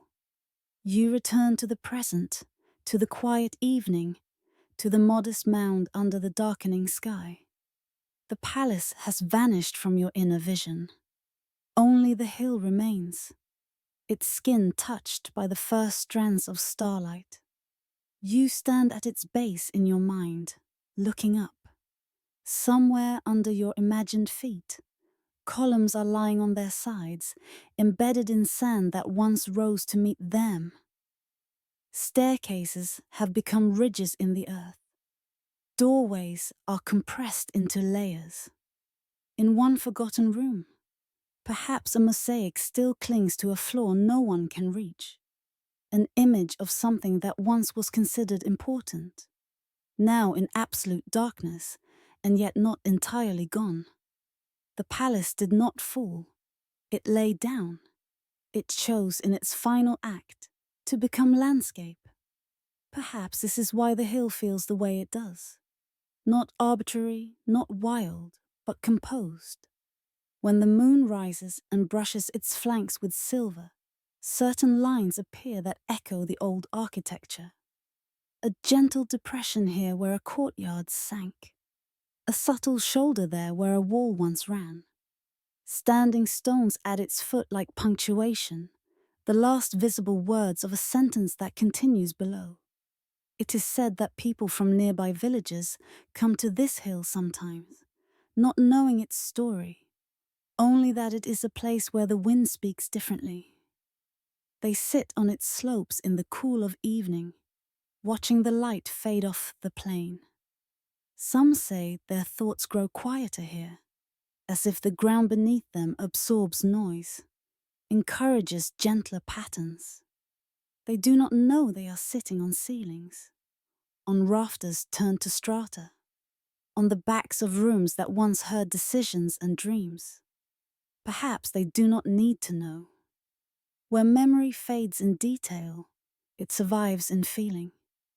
You drift a little higher, looking down now on the hill as night settles fully. The stars have multiplied, Darlan, gathering in clusters, forming paths of their own across the sky. The hill sits in their faint, silvery glow, as calm and unremarkable as a sleeping animal. No sign, no pillar, no inscription marks it as anything special. And yet you know that once people stood inside it, walked its shaded halls, traced circles of time on its walls, and chose, at last, not to demand a different future, but to soften into the one they saw approaching. Perhaps the palace that chose to become a hill offers a kind of quiet guidance, that not every ending must be a clash, that retreat can be wise, even noble, that sometimes the greatest dignity lies not in standing tall to the last possible moment, but in bowing, gently, before the weight of what cannot be changed. As your own breath slows, as your thoughts begin to fold inward, you might feel some small part of you settling in the same way, letting certain sharp corners soften, letting certain rooms in your memory be filled with clean protective sand, allowing some stories to lie down, not broken, but complete. The hill rests, the stars turn, the desert breathes, and somewhere deep beneath that rounded silhouette, in stone that no longer expects to be seen, the palace keeps its silent promise to hold what it once was, to carry it gently into the shape of what it has become, and to watch, without complaint, as we pass above, thinking we are only walking on earth, when in truth, we are walking on someone else's carefully folded dreams. The day is already beginning to lean toward evening. The sun hangs low and slanting, its light no longer falling straight down, but pouring in from the side, like a secret whispered toward the horizon. The desert lies quiet under this softer fire. Dunes and flat stretches, scattered stones and low stubborn shrubs, all painted in sand beige and faint clay red. At first glance, the plain before you seems empty. A wide, flat breadth of earth, its surface rippled only by wind. You drift above it, your shadow long and thin on the ground below. Nothing moves, nothing calls. The air feels spacious, almost vacant. And then the light shifts. It is just a small change. The sun slipping one more degree, the angle of the rays bending a little differently. Shadows lengthen, stretching out like fingers. In this new light, what was invisible begins to reveal itself. Lines appear, long, shallow depressions in the desert floor, so slight that at noon they looked like nothing more than natural undulations. Now they gather themselves into patterns. Here, a straight channel of darker sand. There, a curve of stones, half buried, forming a gentle arc. Points that once seemed random begin to relate to one another, like notes on a staff of music. You slow, hovering lower. From this height, their design becomes unmistakable. The plain is not blank, it is drawn upon. Whispers tell us that an ancient empire, one that trusted the stars more than it trusted armies, built its greatest observatory, not as a tower reaching upward, but as a map pressed flat into the earth. You drift a little higher, just enough to see the whole expanse. At your feet, the desert becomes a chart. Thin lines, made of small stones and shallow trenches, trace shapes across the plain. Some radiate outward from a central point, like spokes from a wheel. Others loop, curve, and cross in routes that at first seem chaotic, then resolve into something familiar. If you've ever tilted your head back and traced the outlines of constellations in the night, beneath the silence, the sky is written here. There is a cluster of stones forming a crooked line with a small hook at one end. The memory of a pattern you might know as a hunter or a river or some other name in some other language. Nearby, 3 larger stones lie in a proud row, mirrored by 3 faint depressions a little distance away, as if marking the rise and fall of a belt in the heavens. Here and there, single stones stand alone, half sunk, like punctuation marks. Dots in a cosmic sentence pressed into the desert's grammar. It is said that at night, when the sky was clear and the air still, priests and sky watchers walked these lines by lamplight, pacing from stone to stone, learning to feel with their feet what their eyes saw above. They carried small lamps in their hands, and the tiny flames wandered along the ground like fallen stars. We sink now into their remembered time. The light fades softly into dusk. The last color drains from the horizon, replaced by a deepening blue. One by one, stars ignite overhead, each one sharp and cold. In the half-dark, the lines on the ground are no longer so easy to see with the eyes alone. But the bodies of those who know this place do not need sight. Bare feet touch the earth. The watchers move in slow, deliberate paths along the marked lines, following routes learned over many seasons. Every step corresponds to a point in the sky. They pause at certain stones, look upward, and whisper measurements to one another. Not in degrees or numbers, but in distances of breath, in lengths of time between heartbeats. In this empire, the sky is not a distant ceiling. It is a partner. Here, the map is not about land to be claimed. It is about balance. Along one line, drawn straight and sure, the watchers track the rising point of a particular star whose appearance once signaled the coming of the river's flood. In the earliest ages, when waters were generous, the star rose in perfect accord with the marks etched into their plan. But slowly, over generations, the rising point shifted, creeping along the horizon, arriving earlier or later, subtle but undeniable. The line in the desert records this. Small adjustments, a stone moved a hand's breadth here, a new marker placed further along there. What looks from above like a single unbroken stroke is, in truth, many layers of agreement between sky and earth. In another part of the map, a cluster of depressions marks the wandering path of a bright planet. Its unpredictable pauses and backward turns are traced as curves and loops that seem at odds with the straight lines of the fixed stars. This puzzled them, these ancient sky readers, and so they walked those loops over and over again, feeling the way regularity and irregularity braided together. Where memory fades in ink and parchment, it endures in paths, walked countless times under a canopy of stars. The empire's neighbors might have seen this plain and thought it empty, or, at best, peculiar. There are no tall pillars here, no carved faces staring down from altitude, no proud towers writing their silhouettes in the sky. But those who belonged to this land knew otherwise. This was their observatory, their calendar, their teacher. Here they learned when to sow seeds, by watching not only the brightness of a star, but its position relative to these ground lines.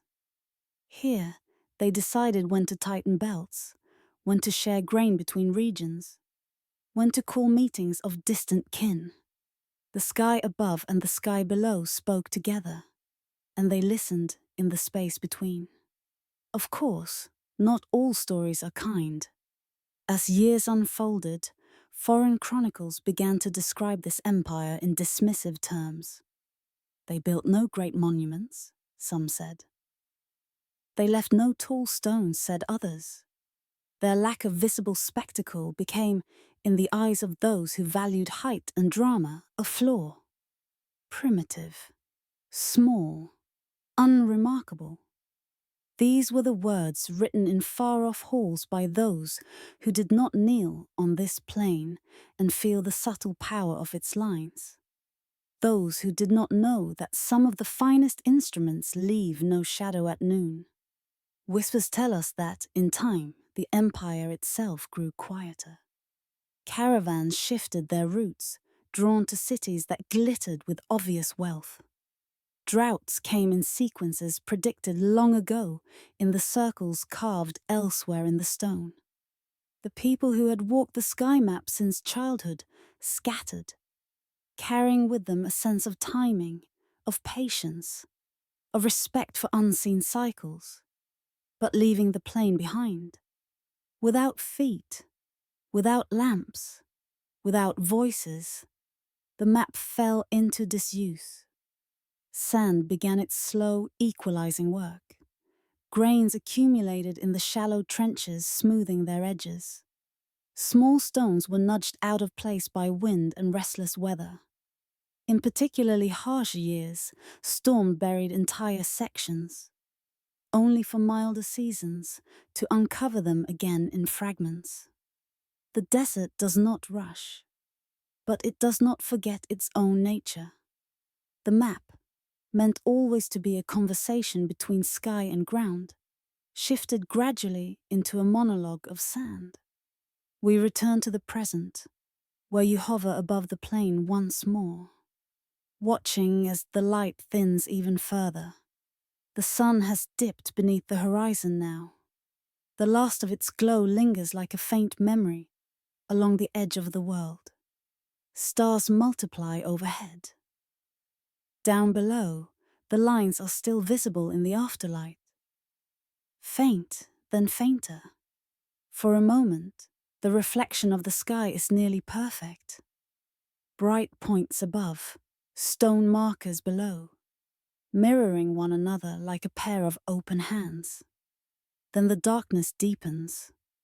The ground begins to lose its details. The marks blur into one another, then slip entirely into shadow. Soon, you can see only the stars above, stretching from horizon to horizon, their patterns, once again, belonging entirely to the air. Where memory fades on the ground, it remains overhead, unchanged. It is said that sometimes, after rare rains, when water briefly gathers in the shallow depressions of the map, the sky returns more vividly. Pools form where stars once were indicated. At night, those small puddles catch the actual starlight, doubling each point for a brief season. The desert floor becomes a scattered necklace of tiny trembling reflections. Most who pass will never see it. They will come in daylight, glance at the plain, and find nothing but sand and low features. They will hurry on, seeking the comfort of visible ruin. High walls, broken statues, stones arranged into obvious shapes of temples and fortresses. This map was never meant to shout. It whispers. As you float in the warm night air, the sky above fully awake now, you feel a quiet reverence for this kind of legacy, one that hides in plain sight, depending on the angle of light, on the patience of the gaze, on the willingness to accept that the most intricate structures may be those that cannot be possessed or photographed easily. The sky map hidden in the desert floor does not need to be rediscovered to fulfill its purpose. It already has. It taught those who walked it what they needed to know. It left its imprint in their choices, in their descendants, in the lingering customs of when to plant and when to rest. Perhaps its final lesson is for you, listening here in the dimness of your own room. Your life, too, is full of lines only visible at certain angles, patterns that emerge only when the light is low and your mind is quiet, connections between events and feelings, cycles that return in slightly different forms, constellations of memory you might walk across for years without recognizing, until one evening, suddenly, you do. Some maps are not drawn to lead you to treasure. They are drawn to show you where you already stand. As your breathing slows, imagine yourself stepping gently onto that plain, barefoot, under those stars. You put your foot down, and by chance you land on one of the old lines. You follow it, not because you can see it, but because something in your body leans that way. Above you, a star glows in the same direction. Below you, a faint, half-buried stone marker waits. You walk between them, held quietly by a pattern older than your worries. Perhaps it was never meant to be found in the way we usually think of discovery. Pinned down, measured, mapped again. Perhaps the sky map's purpose now is simply this: to exist as a story, a soft possibility, an image that returns to you when you look at a bare piece of ground and wonder what lies just under its surface. The night deepens. The stars look down. The desert lies still. And somewhere, beneath a thin skin of sand, the lines of an ancient map sleep in their own gentle geometry, no longer needing lamps or watchers, content to be one more quiet layer in the world's vast, unfolding design. As you drift, slowly, into your own constellation of dreams, the desert is restless when we arrive, not in rage, but in motion. The wind is awake, carrying long veils of dust across the plain. Sand moves in low, running waves that lick at the bases of dunes, smoothing their edges, erasing the faint traces of last night's tracks. The sky is a pale, muted yellow near the horizon, fading into a tired grey-blue above, as if the day itself has been rubbed thin. Through this shifting light, we begin to see a shape. At first, it appears only as a slight interruption in the undulating surface. A low, square shadow at the base of a dune, half buried, half free. As we drift closer, the wind shifts, brushing aside a thin sheet of sand, as if lifting the corner of a curtain. Underneath, stone. A flat roof, its edges softened, its surface scarred by centuries of grit. A wall that rises just high enough to be a statement, but not a boast. No towers, no statues, only a simple, stubborn rectangle of weathered stone, standing where the desert has clearly tread, many times, to erase it. Whispers tell us that storms have buried this place over and over again, piling dunes over its head until even its roof disappeared beneath the sand.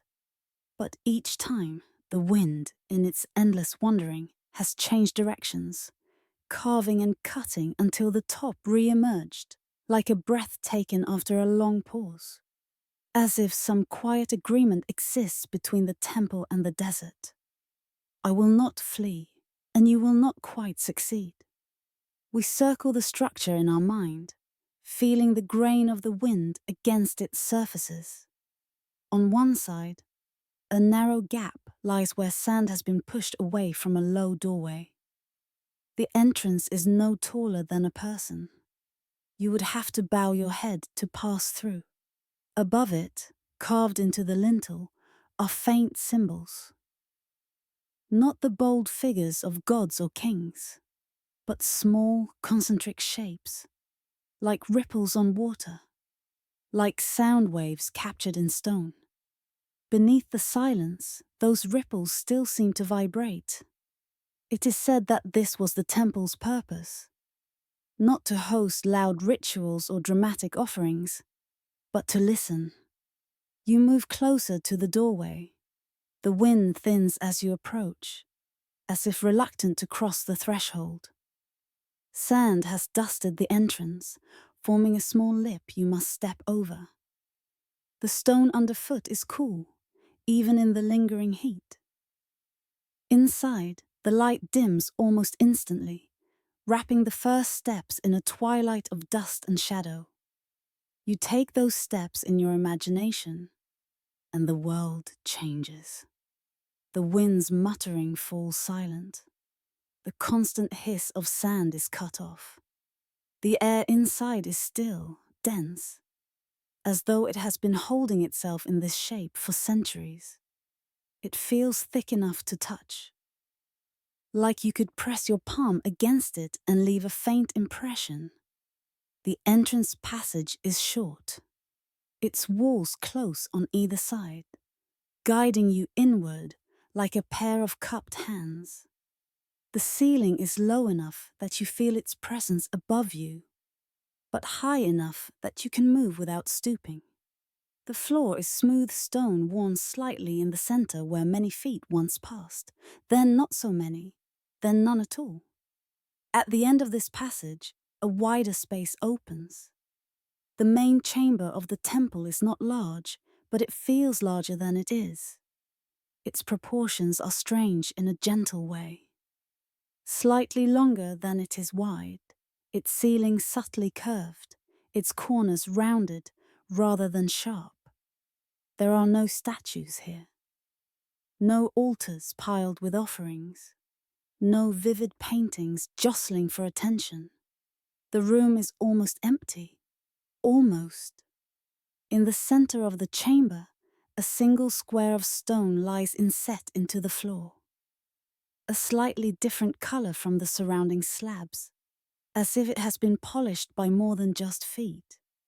Around the walls, at about shoulder height, a shallow ledge runs unbroken, curving gently at the corners. Above that ledge, the upper walls are smooth and bare, rising to meet the rounded ceiling like the inside of a listening shell. You stand there in your mind, in that uncluttered space, and you notice something else. The sound. At first, you think there is none. Silence wraps the room like a cloak. No wind, no distant shouts, no animal calls, no drip of water, just a padded waiting hush. But if you linger, if you let your own inner noise settle, the room itself begins to speak. Not in words, but in a kind of careful echo. It is said that the temple was built after a drought, long ago, when the people of the surrounding lands realized that their usual ways of pleading with the sky had gone unanswered. They had shouted in their prayers, they had burned offerings, they had beaten drums, they had filled the air with sound in the hope of filling their wells with water. Nothing changed. So a group among them, priests perhaps, or dreamers, or simply those who had listened to too many failing rituals, decided to try another approach. They sought out a place where the earth itself seemed receptive. A slight hollow between dunes, where even in still weather the air seemed to swirl inward. They dug there, tested the ground, listened to the way their own voices bounced back from the walls of the pit. Finding something that felt right, they began to build. Not up, but in and around, shaping a room that would not broadcast their pleas, but catch them, hold them, and let them be heard as they truly were. The temple of silence was raised not to amplify sound, but to slow it down. The walls were shaped and smoothed to catch echoes and send them back gently, so that a single word could linger a moment longer, giving the speaker time to feel its weight. The ceiling was curved to soften any shout into a murmur. The stone square in the center of the floor was placed at the exact point where even the smallest exhale could be heard from every corner, if one was paying attention. In its first years, they say, people came here not to ask for miracles, but to lay down their own noise. A person troubled by anger would enter, stand on the central stone, and speak their fury aloud. The words would travel outward, touch the walls, and return to them altered, softened, slowed, stripped of their edge. That person would listen, and sometimes realize that beneath the anger lay something else. Grief or fear, or love unspoken. A person doubting a decision would come and whisper their dilemma into the room. The whisper would spiral out, touch the curve of the ceiling, and drift back like a breeze, fragile yet clear. In the act of hearing their own thought echoed, they might finally know what they had known all along. The temple did not answer. It reflected. In the height of the empire, when merchants grew wealthy and politics grew knotted, the loudest minds in the city would sometimes be humbled by the quiet here. Rulers would remove their jewelry, leave their retinues at the door, and step barefoot onto the central stone. They would speak not commands, but questions. What happens if we take more than the land can give? How much can we demand before the wells fall silent? Whom are we becoming when we stop listening? The room never told them what to do. It only allowed them to hear themselves more truly. But as with all things, Time worked its changes. The desert climate grew harsher. The empire's neighbors grew more aggressive, more insistent. News of far-off wars reached the city, carried in the mouths of frightened travelers. Where once leaders sought the temple to consider, now they were pulled more often to war chambers, to dusty tables scattered with maps of borders and troop movements. The age of listening began to dim. Some still came to the temple, but fewer. Silence is hard to tolerate when fear grows loud. It is easier to shout than to sit. It is easier to build new walls than to hear how the earth shakes beneath the old ones. Years of sandstorms followed, hardening the land and hearts alike. One storm, they say, was fiercer than the rest. The sky darkened at noon. Winds screamed across the plains, carrying sand like knives. Dunes moved as if alive, their slopes collapsing and rising in panicked waves. When it was over, many familiar landmarks were gone. Among them, the temple. For a time it vanished entirely beneath the dunes.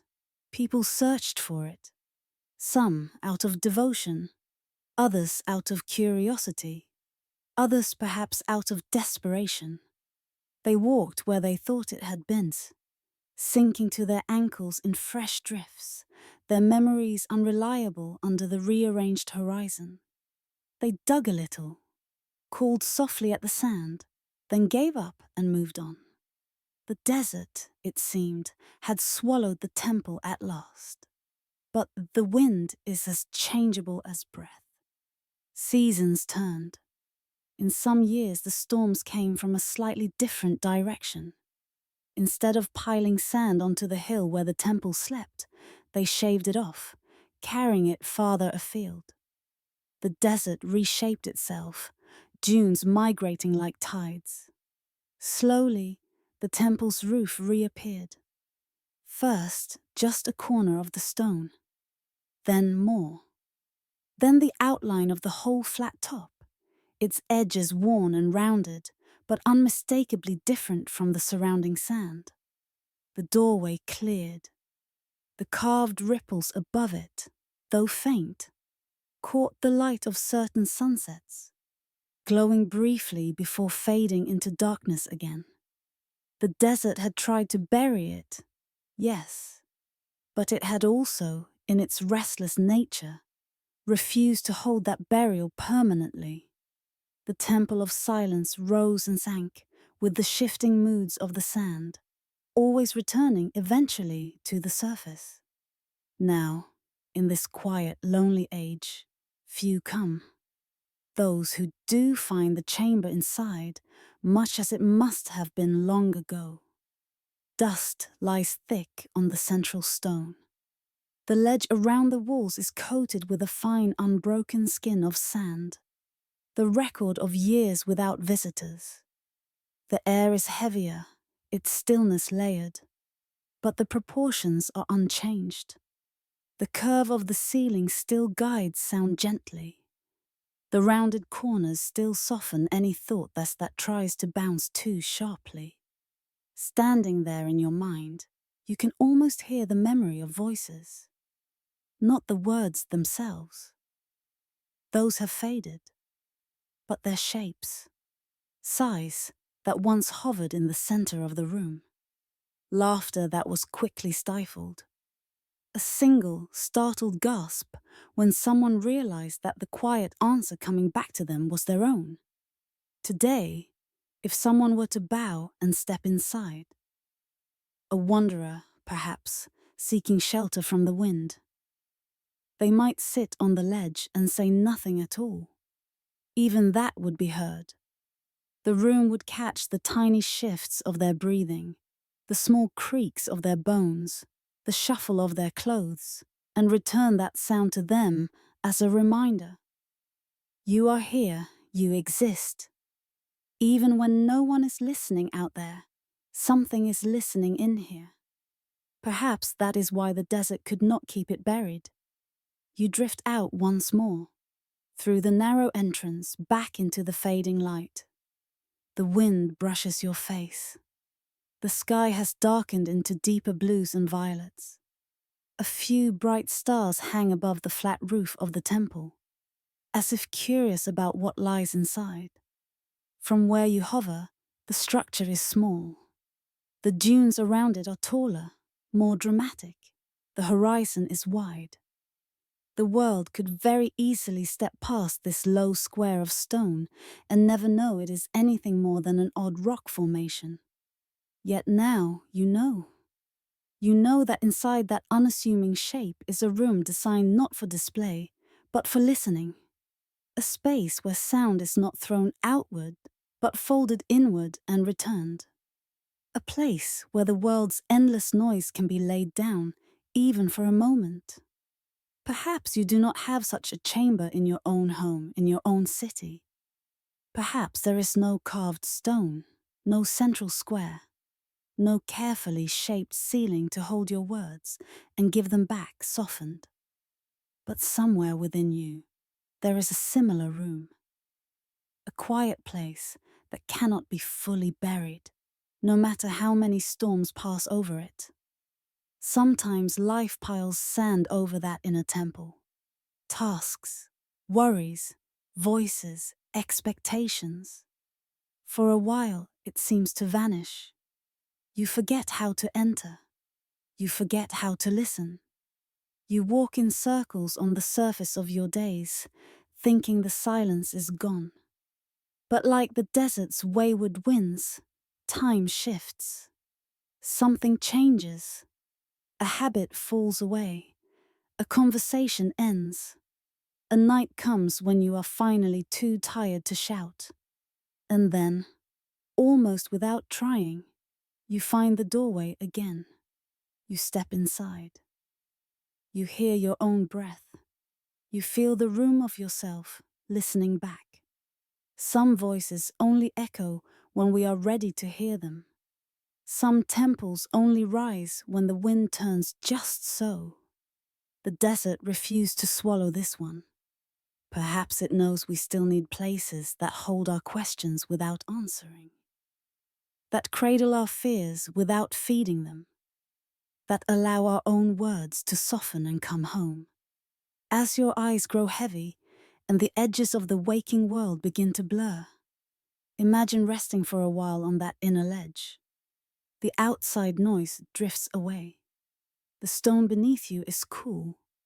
The air around you is thick and gentle. Your thoughts, once sharp and frantic, move more slowly now, like sand settling after a storm. The temple of silence does not speak. It does not judge. It simply offers you back to yourself. Outside, the wind still wanders. The dunes still rise and fall. The stars still shine above the low, stubborn roof. And within, in the deepest quiet, you are finally free to fall, softly, into your own stillness. The sun is low when we begin, a tired coin resting just above the horizon. Its light spreads outward in a muted band of gold, turning the edges of distant dunes into glowing lines like the rim of a bowl. The air is cooling, but still warm enough that you feel it breathing against your skin.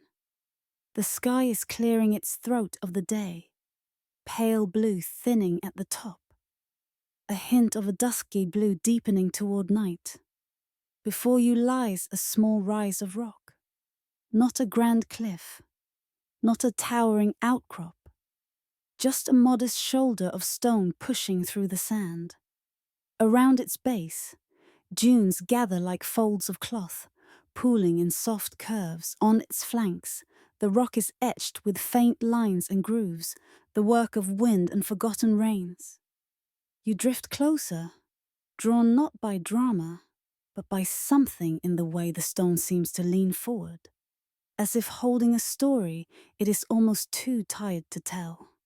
On a ledge halfway up, there are marks.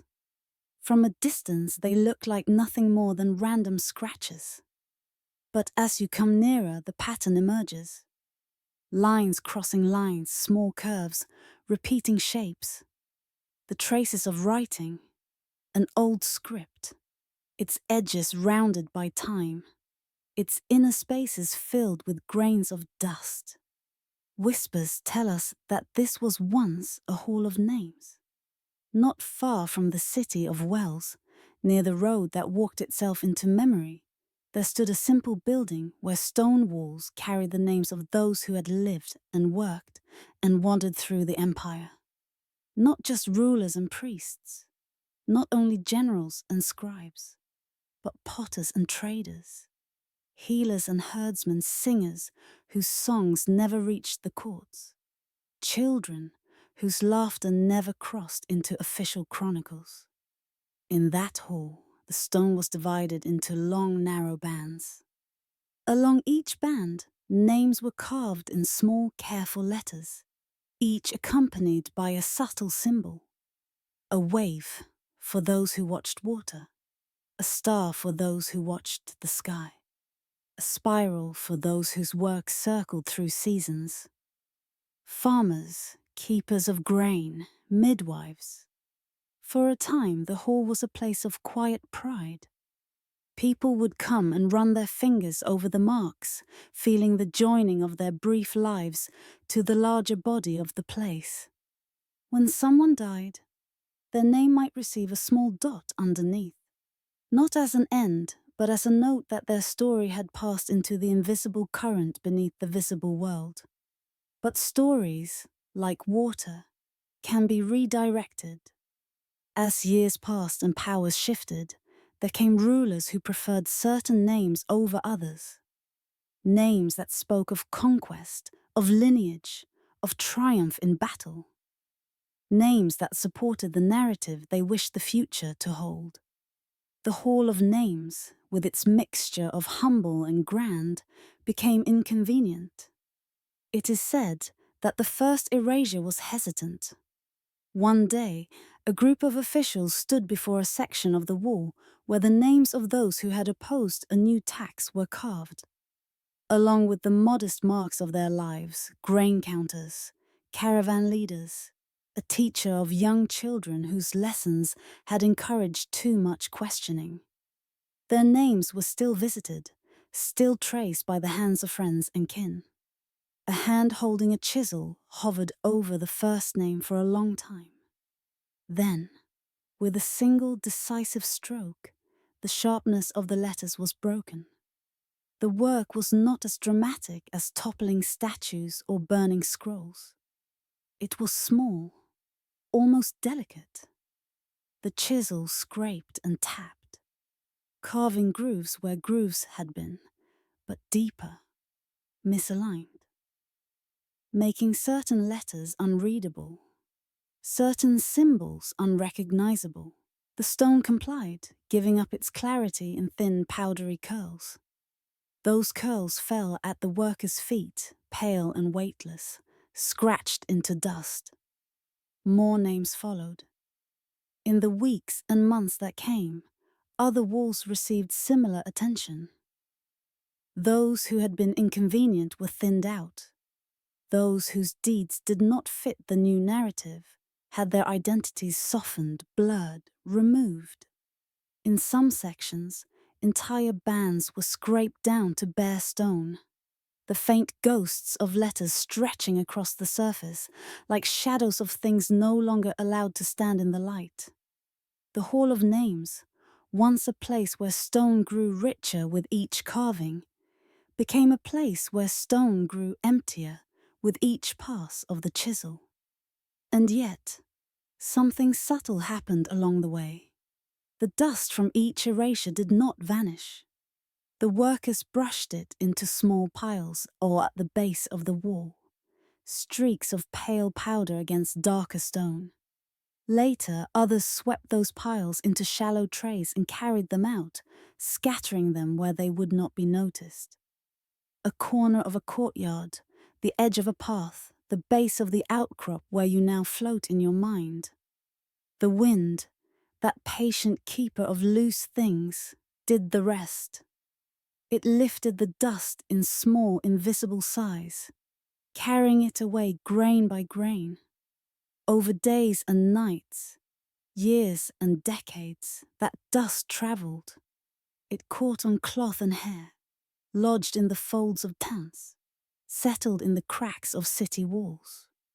It drifted into wells mingling with the water, touching tongues that never knew they were tasting the ground-up remnants of forgotten names.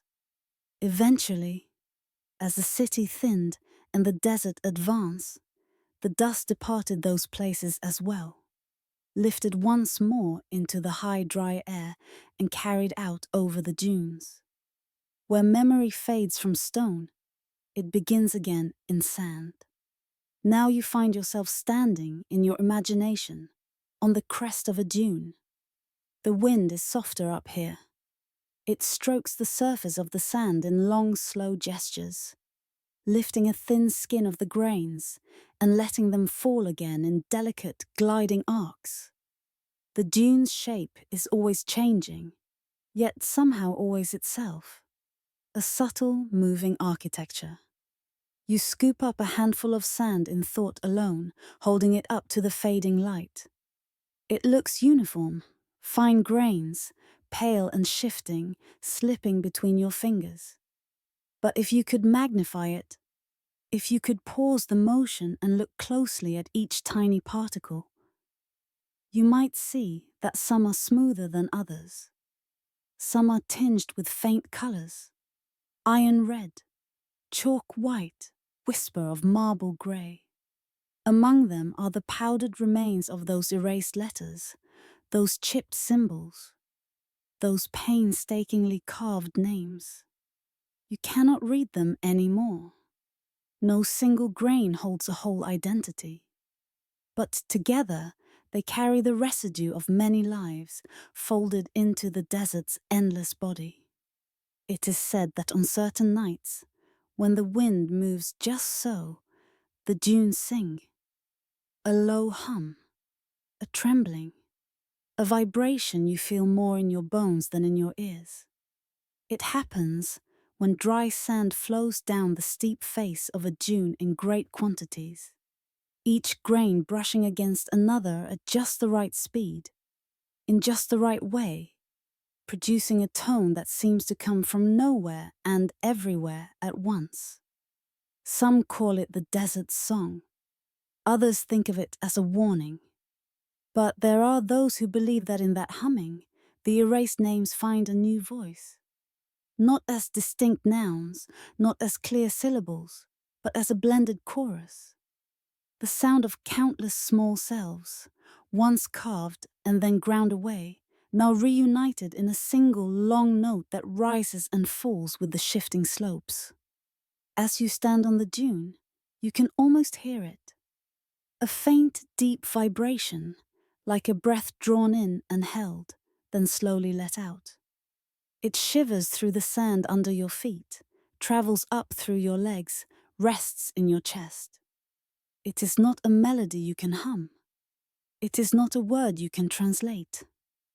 But it touches something in you that recognizes what it feels like to have been and then to be gone. And yet not entirely gone. Beneath the silence, the nameless are still present. You turn, and the desert stretches around you. Waves of sand, scattered rock, the distant line of the horizon folding itself into the first blue of coming night. No hall of names stands. No carved walls gleam. Yet you sense that you are surrounded by more memory than any stone room could hold. Perhaps this is the Empire's final act of inclusion. On the wall, only those chosen, or allowed, could have their names carved. There were always more people than places on the stone. But in the sand, everyone is equal. Those whose names were never carved, those whose names were carved and then erased, and those whose names were never even spoken aloud in grand rooms, all are ground together, unseparated. The desert does not distinguish between dust from a king's title and dust from a potter's mark. Where the chisel was selective, the wind is generous. You settle down now onto the slope in your mind, feeling the sand give a little under your weight. It supports you and yields at the same time. If you shift, the grains adjust, flowing, filling, making room. Up close, the surface is not smooth at all. It is full of tiny peaks and valleys, minute ridges where one set of grains has come to rest against another. Light glances off them in countless micro-reflections, like a galaxy of quiet stars. You think of the Hall of Names, tethered to one place, its walls eventually standing in an empty city. You think of the chisel, the scraping, the dust falling.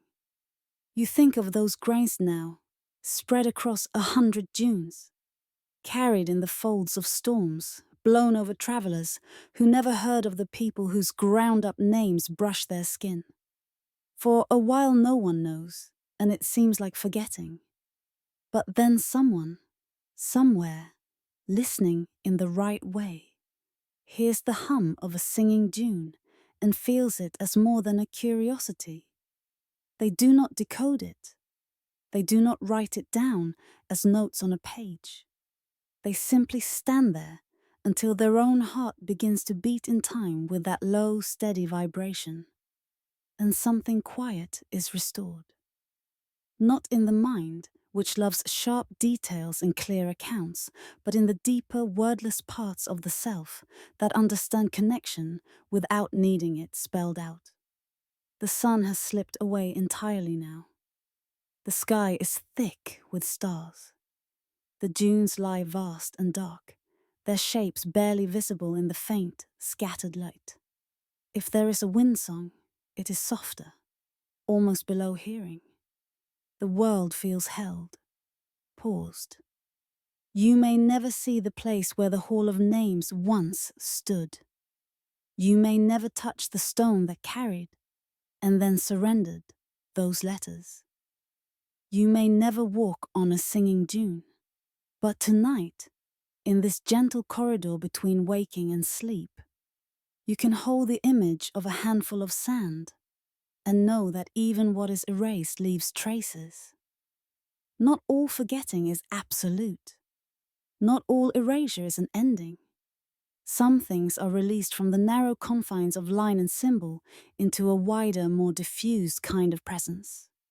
So when you think of your own smallness, your own fear of vanishing, you might remember this: that there are ways of being remembered that do not rely on being carved into anything fixed. That the way you have moved through the world, the kindnesses, the questions, the quiet choices, may one day be ground down and scattered, but still present in the atmosphere of those who come after. Perhaps you will not be a name on a wall. Perhaps you will be a tone in someone's inner music, a softness in their decisions, a grain in the sand of their own becoming. The dunes settle, the night deepens, the desert breathes, and you, carrying now the story of names turned to dust and dust turned to song, are free to let go of today's sharp edges and drift, grain by grain, thought by thought, into the vast, gentle expanse of sleep. The desert is in its gentlest hour. The heat has unwound its tight fists and gone to rest beyond the horizon.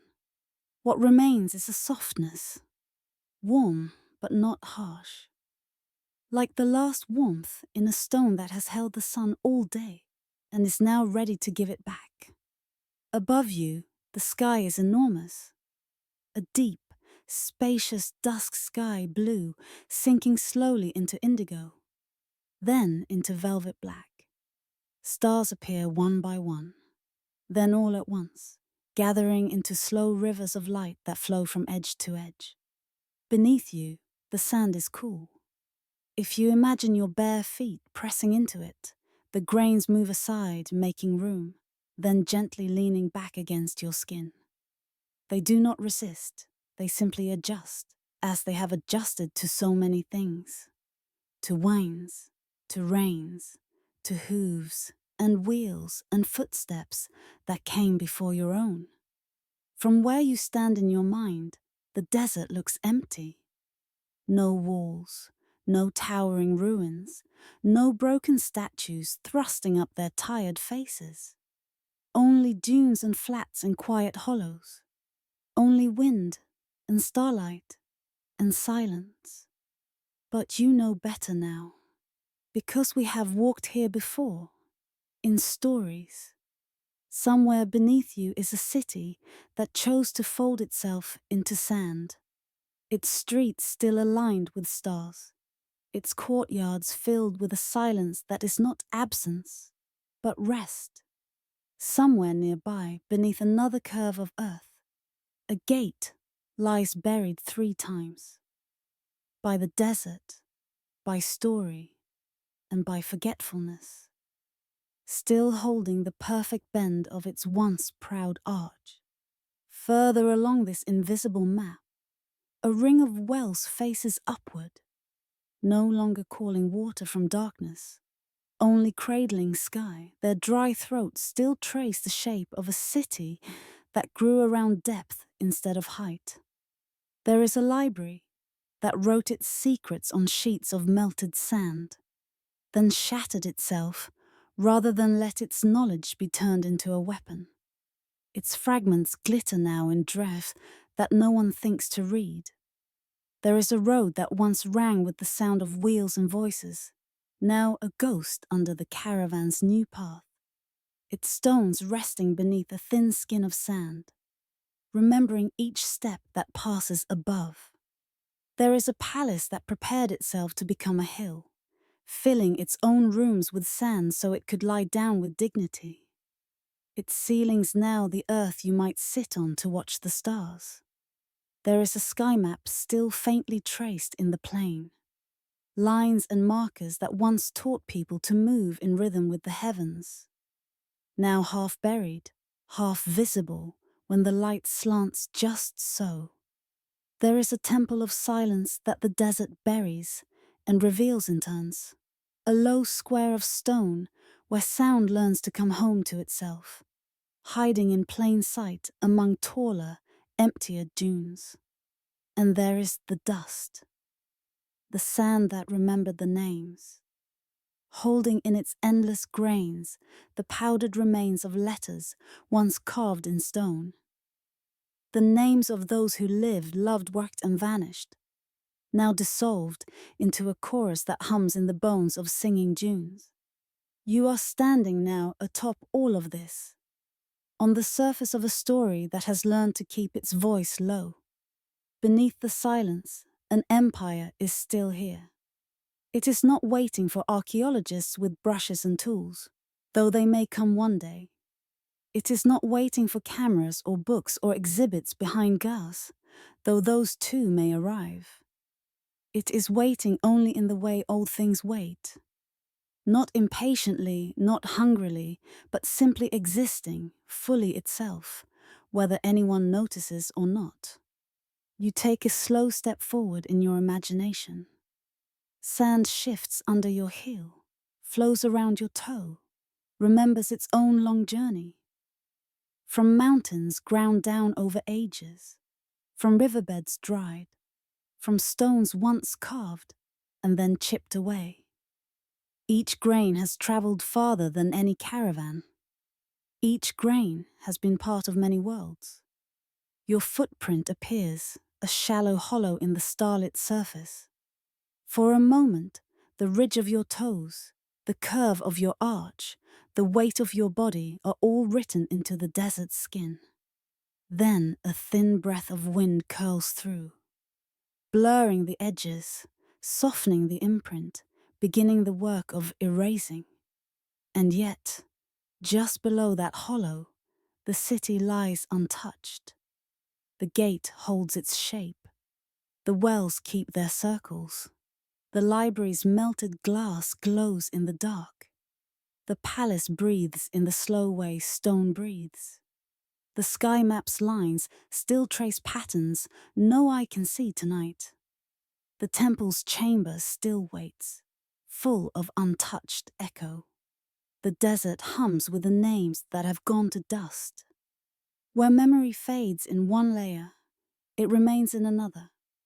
We tend to think of history as something behind us, a straight line stretching backward into distance.